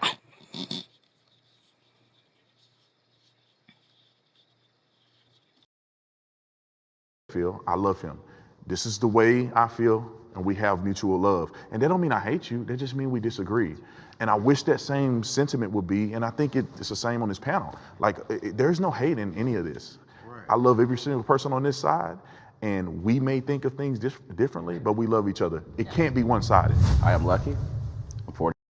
I'm very sorry you went through that, Abby. I couldn't imagine going through that with my parents. I mean, like I said, bad enough for them to be absent. I couldn't imagine them being that way. But also, yeah, for real, my dad was like, the thing is, okay, little story time. So my dad, this is a very short story time. My dad works nights. He's a ER radiologist. So he's the person that reads x-rays for people who go into the emergency room.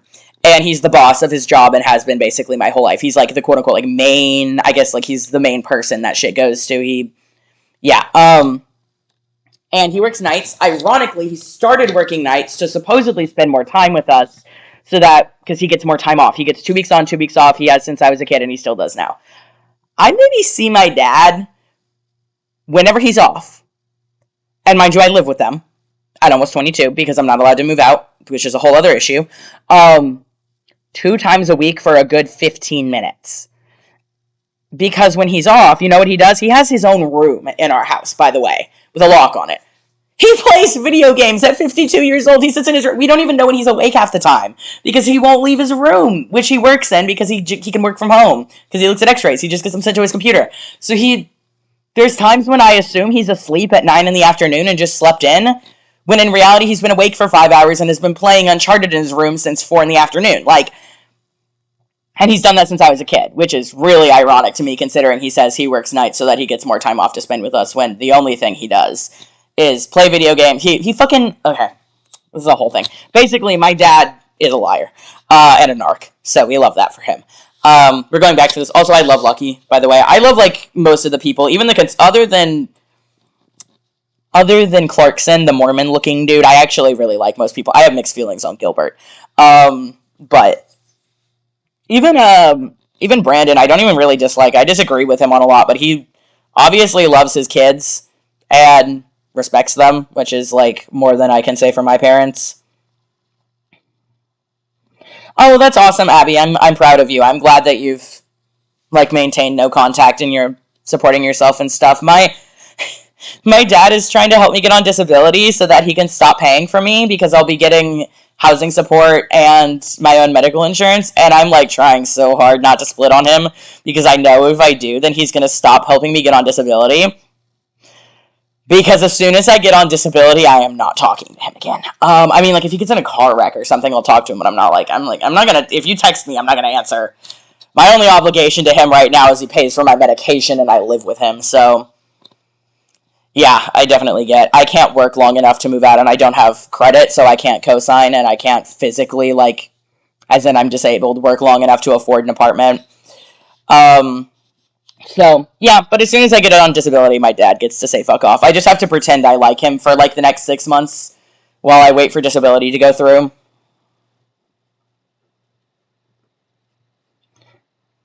I'm sorry he goes through that, but I'm proud of you for being the cool aunt and being nice to him, because he deserves that. And you seem like a chill person, and, like, total props to you for stepping in and taking that role, even if it's sad that you have to do so. 41, and I'm a trans man. One of my greatest fears as a trans man is my life being taken from me because I'm a trans man.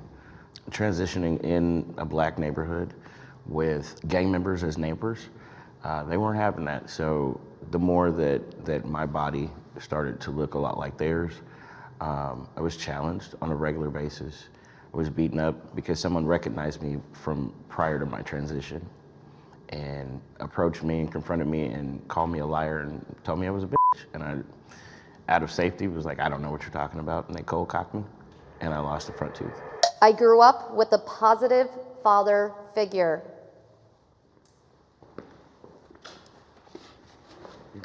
This is good. I think for me it's surprising because I would. Yeah, I definitely get that, Abby. My extended family on my mom's side, I adore. My mom's side is Cherokee and grew up on the Cherokee Nation reservation on, like, the east side of Oklahoma. And my dad's side of the family, although my grandma on my dad's side is technically, I believe, a little over half Native, she very much grew up. Her mom died when she was little, and she grew up with a bunch of Mormons, and now, ironically, as an evangelical Christian, hates Mormons. I still love my family on my dad's side, but they're conservative Trumpies. I'm glad they're not transphobic. I will give them that. My grandma, as much as I do not agree with her on anything, is very family-oriented. So she stopped being homophobic before I was born because one of my dad's high school best friends came out as gay. And she went from saying gay people should get the death penalty to, oh, Terry is gay? Well, that's okay. I like gay people now. And then the same thing with trans people until I came out as trans.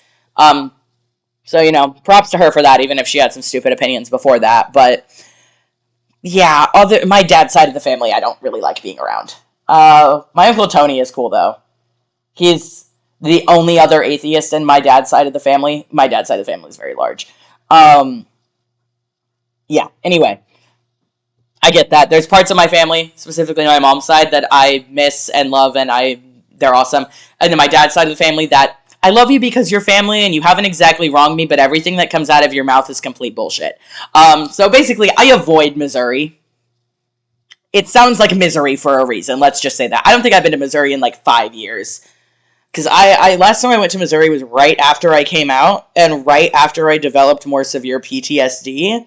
I went to a family reunion. I used to have really bad haphophobia, which is fear of people touching me. I still have moderate haphophobia. It's definitely gotten a lot better, and my service dog helps me a lot now, but at the time it was peak severe, like, and someone tried to hug me, and I threw up on them, had a panic attack, passed out, and then my mom had to carry me to help me sit in the car, and I have not been to Missouri since then, and that was, like, junior or senior year of high school. I am, in my senior year of college right now, so, yeah, it's probably been about 5 years, I guess, 5 to 6 years, I don't know, hot minute. Believe that a woman or a person who's born as a woman who now identifies as a man didn't have a positive role model as a man, and therefore they felt somewhat insecure as a woman, which makes them, feel a certain way and want to be a certain different person. Maybe they want to be the man that their father never was, or whatever the case may be. And so it was very interesting. I mean, being honest, it was interesting to see pretty much a majority of you guys come forward. That's so great. I think that's really important that you say that, because I do think a lot of people probably feel that way about guys like me, right? That our fathers we didn't have the right upbringing or what. My father was amazing. I grew up really like a little boy. I always. Ren, are you talking to me or to Abby? I mean, I'll be 22 in the first week of May. Personally, I don't really have a lot of advice on being an adult other than, like, paying taxes or going to college because I live with my family because I'm disabled. I mean, I have a part-time job that I can set my own hours on. Unless you need help with paying taxes, though, I'm probably not much of help for being an adult figure because I am not financially independent at all because of my medical needs. I will be probably around September to November because that's when my disability should go through. And our lawyer said even in the most, or the least rate of acceptance state of disability in the entire country, including, what are they called, territories, that there's pretty much no doubt I'll get accepted. So, well, that's good, I guess. I guess come back to me in September when I'm financially independent. But if you're talking to Abby, I don't know. Abby knows a lot more than me, even though they're younger than me, so. Felt like a little boy. My parents actually raised me, and I'm 59 years old, so that was in the 60s and the 70s when we didn't even talk about this kind of stuff, but my parents actually felt it from me. So I think that that's a misconception that people think about people like us. Any good father pushes their child to, feel self-love and to feel like they can be who they want, do what they want, and, have life, liberty, and the pursuit of happiness, right? Like our founding fathers. And so, it's fatherlessness or, having a missing dad is one, a pandemic in its own, and it's one that obviously I'm sure Brandon can attest to. It's so critical to have a father in the house because kids get lost when they don't have one, and having a father that's loving and strong and someone you can rely on is, the reason why, we're all comfortable with who we are. I had several different. Again, props to Max. I love Max. Nicest conservative ever. I'd die for him. Also, that is super impressive, Abby. I am jealous and impressed. I shouldn't even be jealous because I'm sure you worked really hard for that, and that's awesome. Also, happy early birthday. We have close birthdays. Yeah, I did live on my own for about a month, and then I got involuntarily hospitalized for 4 months. And I was supposed to be allowed to move back into my apartment after 2 months because this was the very beginning of COVID. This was, I got hospitalized March 7th, 2020, and got released the end of June, 2020. Or no, wait, June, July. I think it was July 1st, actually, 2020. So I was supposed to be able to move back to my apartment after the quarantine period was up, and then I believe it was 4 weeks at the time or something, and then a month after my psychiatrist approved me or whatever. And my psychiatrist did approve me, and then my parents' name was on the rent, and they canceled it, or I don't know, it was some stupid shit. Anyway, that's been basically 2 years, and I still live here. So, vibing with that, I guess. Also, my little brother, who just turned 18 the last day of October, is moving out the first week of August. So we love that for me. My little brother, who's 3.5 years younger than me, is moving out before me. No shade to my little brother. I love him. We're very close. Total shade to my parents. Father figures in my life. So I was on mute. I just now realized that. Basically, my brother, who is 3.5 years younger than me, is moving out in August. And I was supposed to be able to move back into my apartment after I got out of residential. My parents' name was on the lease, and they did not let me. So, we love that for me. No shade to my brother. It's not his fault that they suck. So it wasn't, I had a dad, but then I had my grandfather and I had my uncle. It takes a village to raise a child, right? But all of those different perspectives raised me as a well-rounded human. If we take the masculinity out of it, just as a human, I got to see different perspectives. And so now as a father that has given birth to a child, and that child being a male, right, I'm able to raise him with those same ideals that I'm able to identify. I second that with Abby. I am not schizophrenic, but I have schizoaffective, which the best way I can describe is like diet schizophrenia. A lot of people don't know what it is, so it doesn't have the same, I guess, stigma. But taking my medication and stuff, my main issue with keeping a job is not at all my mental health. It's actually my physical health. My disability has nothing, or like disability payment has nothing to do with my mental health. It's entirely my physical health. So yeah, I mean, obviously I don't have 24/7 hallucinations or as heavy delusions or whatever, but I definitely get the stigma behind that and the struggles that it can go through. Just medication doesn't work for everyone. But I hope you're able to, if you maintain therapy and medication, and if you need to be hospitalized, allow yourself to do so.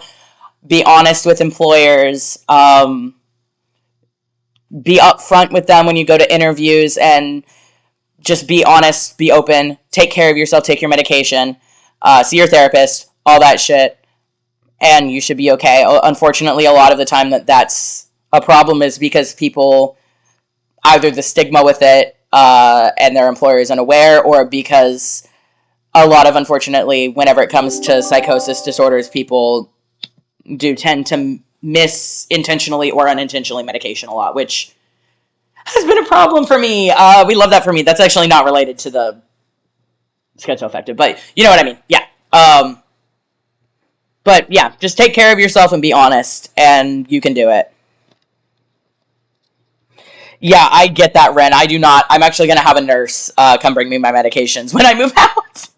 Because I am not allowed to manage my own medications for that reason. I get my medications in these little boxes that, let me fucking get my camera and show my cute little medication box.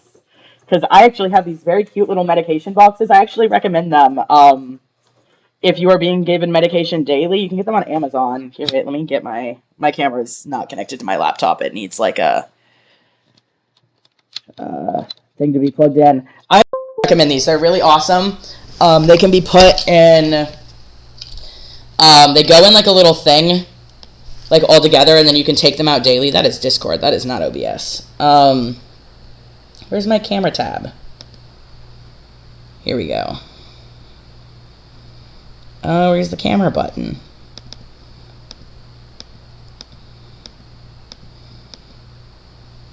There we go. Okay. These little boxes, there's I don't know how many, if you take medication multiple times a day, there's a noon box. This one is from today, so all I have is the night one because I haven't taken them yet.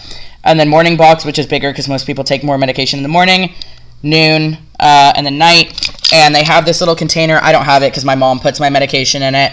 But they like snap together and you can take them out every day. And my mom just brings them up whenever I move out. We're going to have a like in-home nurse bring them to me.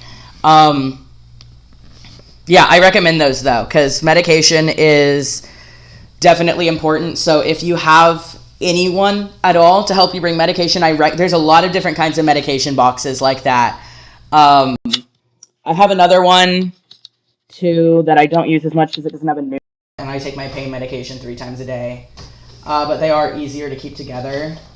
I might have one here somewhere. I don't think I do.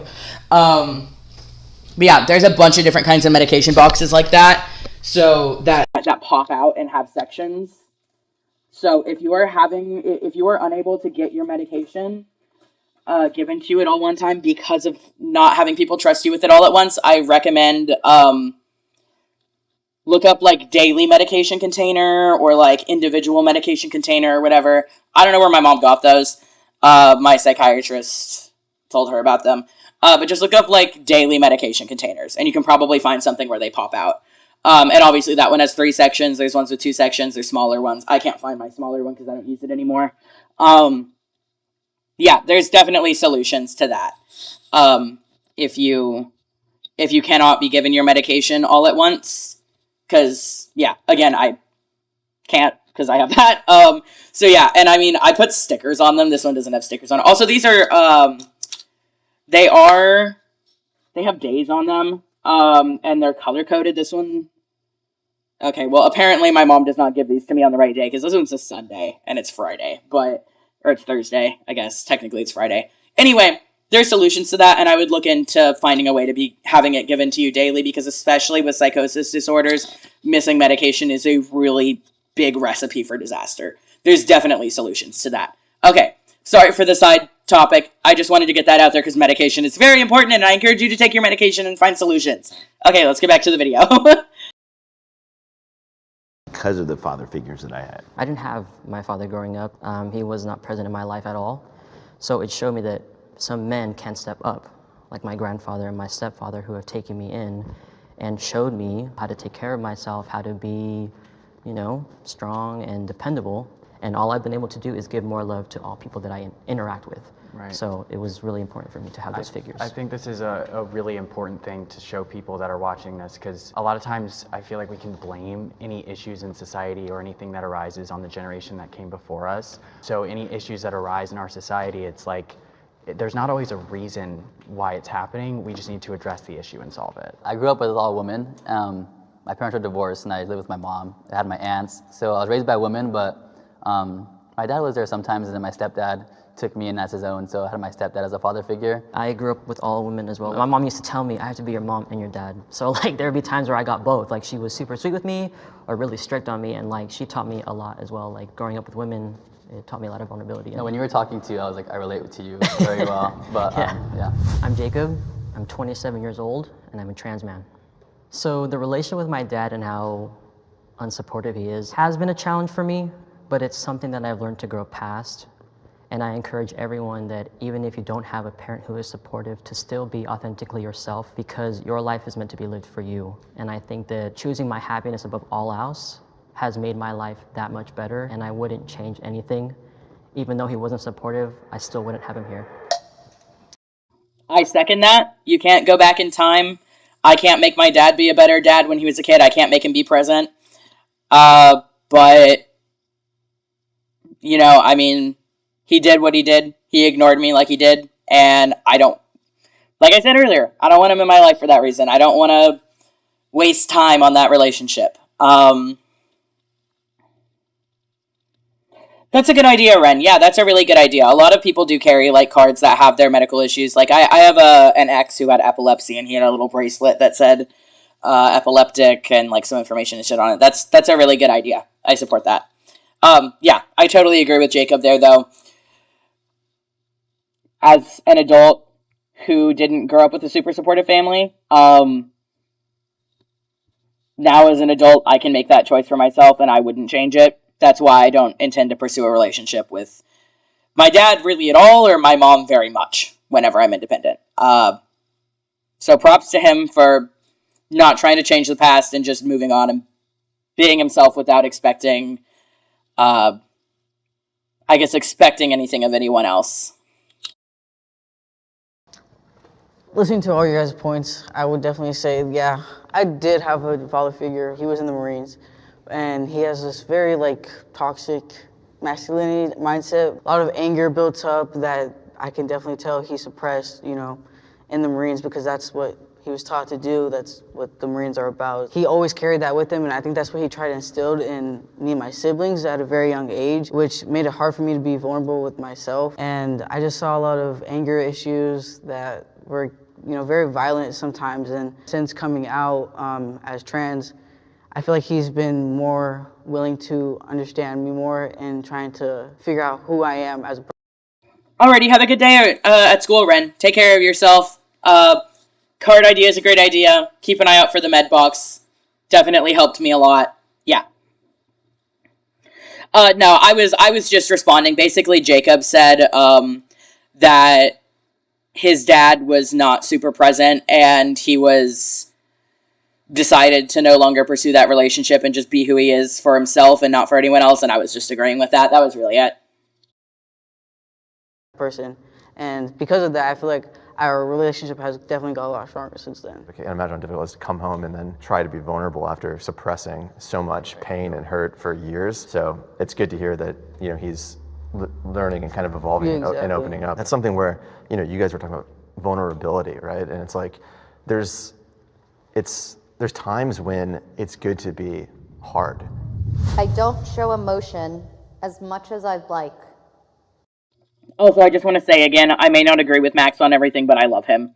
Props to him. I just want to, I don't like the conservative viewpoints from this side, but I honestly, at least from this video, be hesitant to even call Max conservative. I'd more just say he's not liberal. I like Max. He's chill. Giving me Ron Swanson vibes of do what you want, don't cause harm, you can vibe.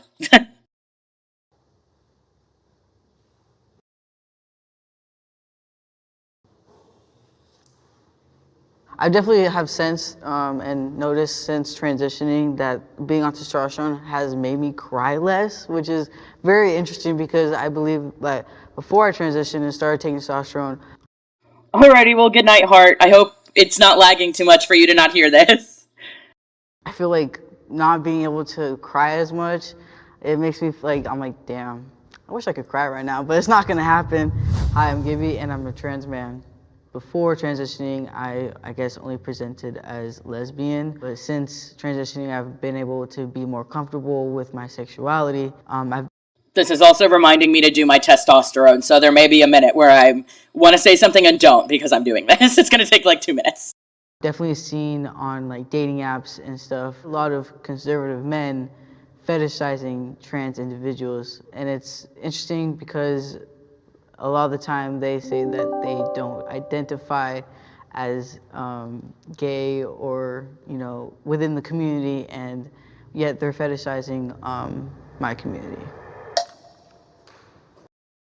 I totally agree with that. There's so many conservative homophobic people who will go and like fetishize, especially lesbian women.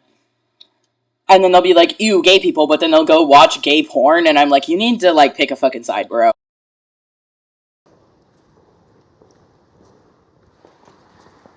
So I don't know about you guys, but I always speak my mind. If I feel a certain way, I'll tell somebody, and that probably cost me a lot of relationships, but that's just how I am. So I don't. Total mood, especially on costing relationships, Gilbert. I don't love you, but I can relate there. I don't think there's anything wrong with, I know we talked about vulnerability, you know, a long time ago. I don't think there's anything wrong with being vulnerable. I think, like we said, there's times and places for it. Knowing when it's okay to be vulnerable and being self-aware of that, and then, you know, being strong when you need to, and being sad, you know, when it's appropriate. But I certainly am not as vulnerable or not as emotional as probably I should, because it's not something that I always did growing up. But I don't feel like I have any real issues like suppressing. I just feel like I kind of get it out in other ways. Yeah, that's. I totally agree with that. Being vulnerable is good, but there are times, not that many times in my opinion, but times when you do need to be strong for other people. Like if you have kids, or even how like when my old rabbit got sick. She was the most, well, she didn't get sick, she got hurt. And she was the most emotional creature ever, and she would freak out when I cried. I remember when I found out that she was hurt, I sobbed, and her for reference, her leg was broken. This is not at all the same as kids, but rabbits are a lot more emotional than people think. She was confined because she couldn't walk, and I needed her to not run around, and she did it anyway. And I started crying, and she was pawing at the door to try and get out, and I knew I needed to not cry when she was awake, because she was going to physically injure herself. And obviously that's an extreme situation. It's not the same as having kids or family members or whatever who are the same, but it's a very small look. Or like, for example, my ex-fiance had PTSD too. There were times when he would vent about things and I knew he needed me to be there more whenever the things he was saying would trigger me, but I cared about him and I needed to not cry about relating to the things he was saying because I needed to be there for him. And those were times when it was okay for me to be vulnerable and say, I relate, I'm sorry you're feeling this way, and not make it about me and cry and get triggered and stuff. So it's like, yeah, I agree with that. There's times when it's okay to be vulnerable and there's times when you need to be strong for other people. In my opinion, I don't think there's very many times when it's not okay to be vulnerable, and it's not entirely, but yeah, I completely agree with him.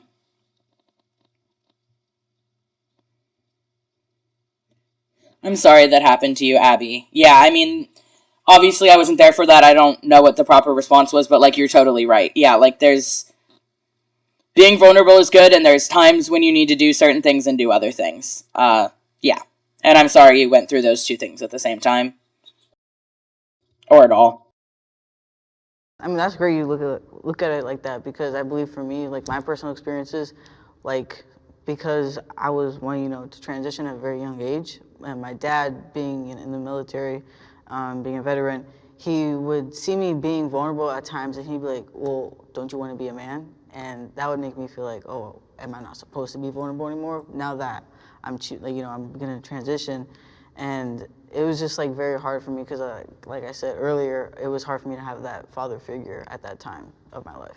You know, my process of, digesting emotions is by myself, and I use that time to self-reflect. So if I'm feeling angry, or if I'm, feeling really passionate about something, or whatever the emotion is, sometimes I pull back and I don't show that emotion because I'm reflecting on it and trying to understand why it's there. So I think a lot of times people can think men aren't showing enough emotion, but in reality, they're just self-assessing why that emotion is there in order to see what it's trying to teach us.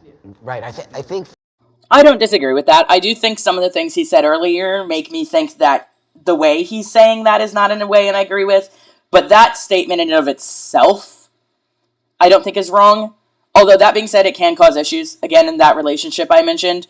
For example, if you've ever seen South Park, okay, you know the episode, Put It Down, where Tweek thinks that Kim Jong-un is going to kill him, and he's freaking out and having an emotional response, and Craig is constantly like, here's a logical response, and it's not helpful. And at the end, he learns to just say, oh, I know how you're feeling. I hope you're feeling better. I know that sucks, doesn't it? And that was something I really struggled with. I know South Park is a bad analogy, but that was actually how my ex compared it to me, referring to that episode, which is why I'm using that as a reference, because that was literally the reference he used to me to explain why me giving a logical response was not helpful to his emotional response. So I agree with that, but I also don't think it's something that doesn't need to be worked on, because for me that was detrimental to my relationship, and part of the reason that it ended was that, yes, maybe because for me, I have anger issues. And when it comes to people I really, really care about, like my ex, no longer, if you've known me personally, but at the time we were together, my response was, I don't want to blow up, so I'm going to hold these emotions back and give a rational response to how he's feeling. Rational response was not the answer. The answer was, like that episode, to say, wow, I'm really sorry you're feeling that way. I feel that way too sometimes. I hope you're feeling okay. What can I do to help? Not, here's a logical solution to the way you're feeling, because that's not what people want to hear most of the time. So while I don't disagree with that entirely, I don't really think coming at everything from a logical position is always the right way to go. Because for me, that cost me a relationship, that I couldn't just sit down and be empathetic. I had to offer a solution. I had to analyze the situation. And as someone who is not a very empathetic person, at least not vocally, I'd say I'm an average empathetic person in terms of thinking, but in terms of expressing how I feel, I'm not a very vocally empathetic person, because I try and hold back that frustration by expressing it in a calm motion. It comes off as aloof.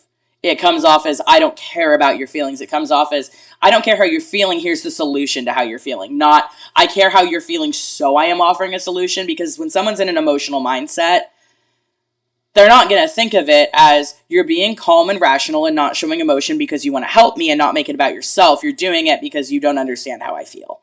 And there is a time and place for that. Like if you're a therapist or even a EMS worker or police officer or whatever, there is a time and place for that. But when it comes to interpersonal relationships, I can say through experience, positioning it as a logical position and giving straightforward, logical, unemotional advice is really not the way to go. At least with everyone I've had a relationship with, because it was detrimental to my relationship with my ex-fiance. That me going, instead of fully being vulnerable and being emotional with him, I took it from an aloof, unemotional, deadpan expression of, this is how you fix this, instead of, I'm sorry, I hope you feel better, you know? When I was female, I was much more angry. I was just reactive, angry, like, grr. And then as I became a man, I cry more now as a man than I ever did as a woman. And I think it's because I'm at peace with myself. And so before I was just so angry about being a woman and everyone calling me she and seeing a girl, and I'd just be, as a fashion model. So that really just took it to a whole other level. And then once I became a man, it was like, whoa, I can actually relax. And I think I do the same thing. I self-reflect on myself. myself. I want to be this type of man that is more vulnerable and that is more accessing my own emotions. Thank you, everyone. Right on. Thank you. That was cool. That was cool. Thank you.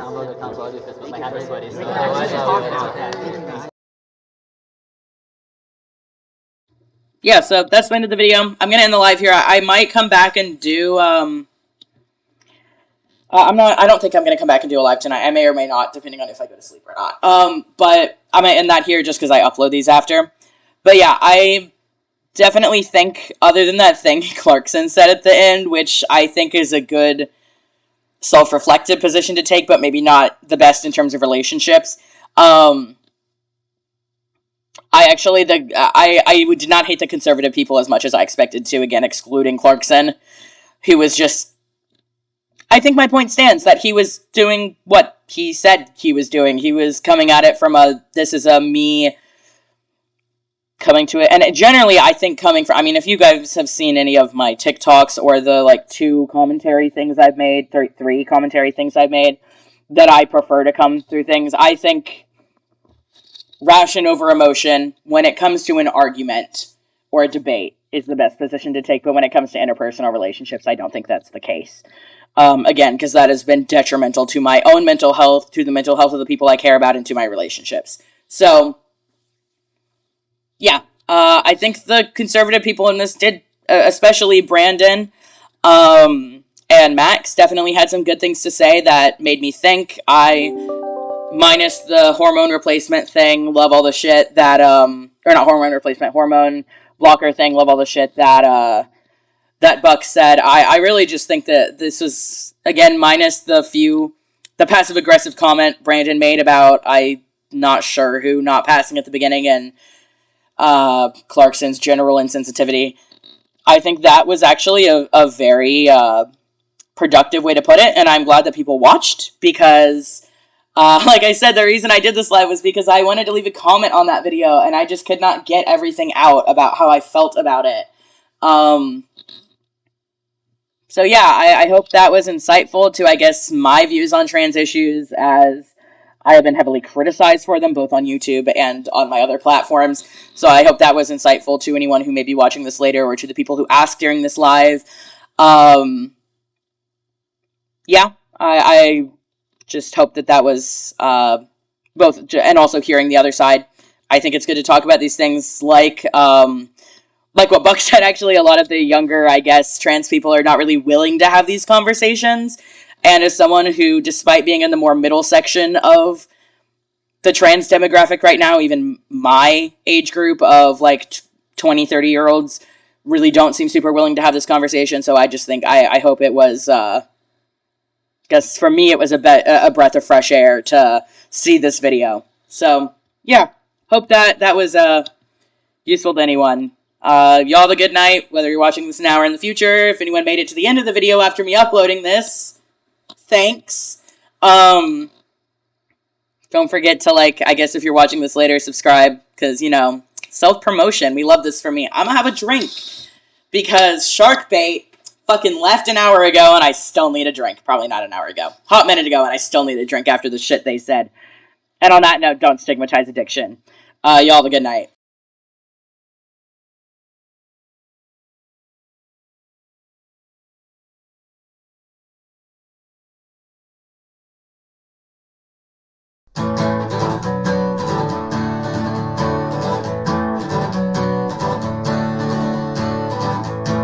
I'm not a good person.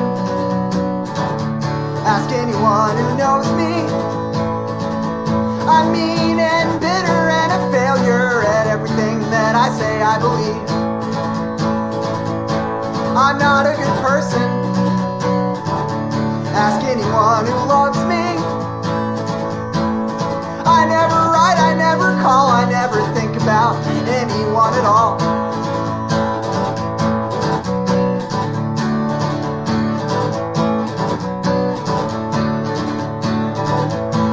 I'm not a good person, no matter what I do. My exhaustion will consume me, and I'm too tired for the truth. I'm not a good person, I'm sure you're not surprised. It must be pouring out my sweat glands. It must be someplace in my eyes. I don't know why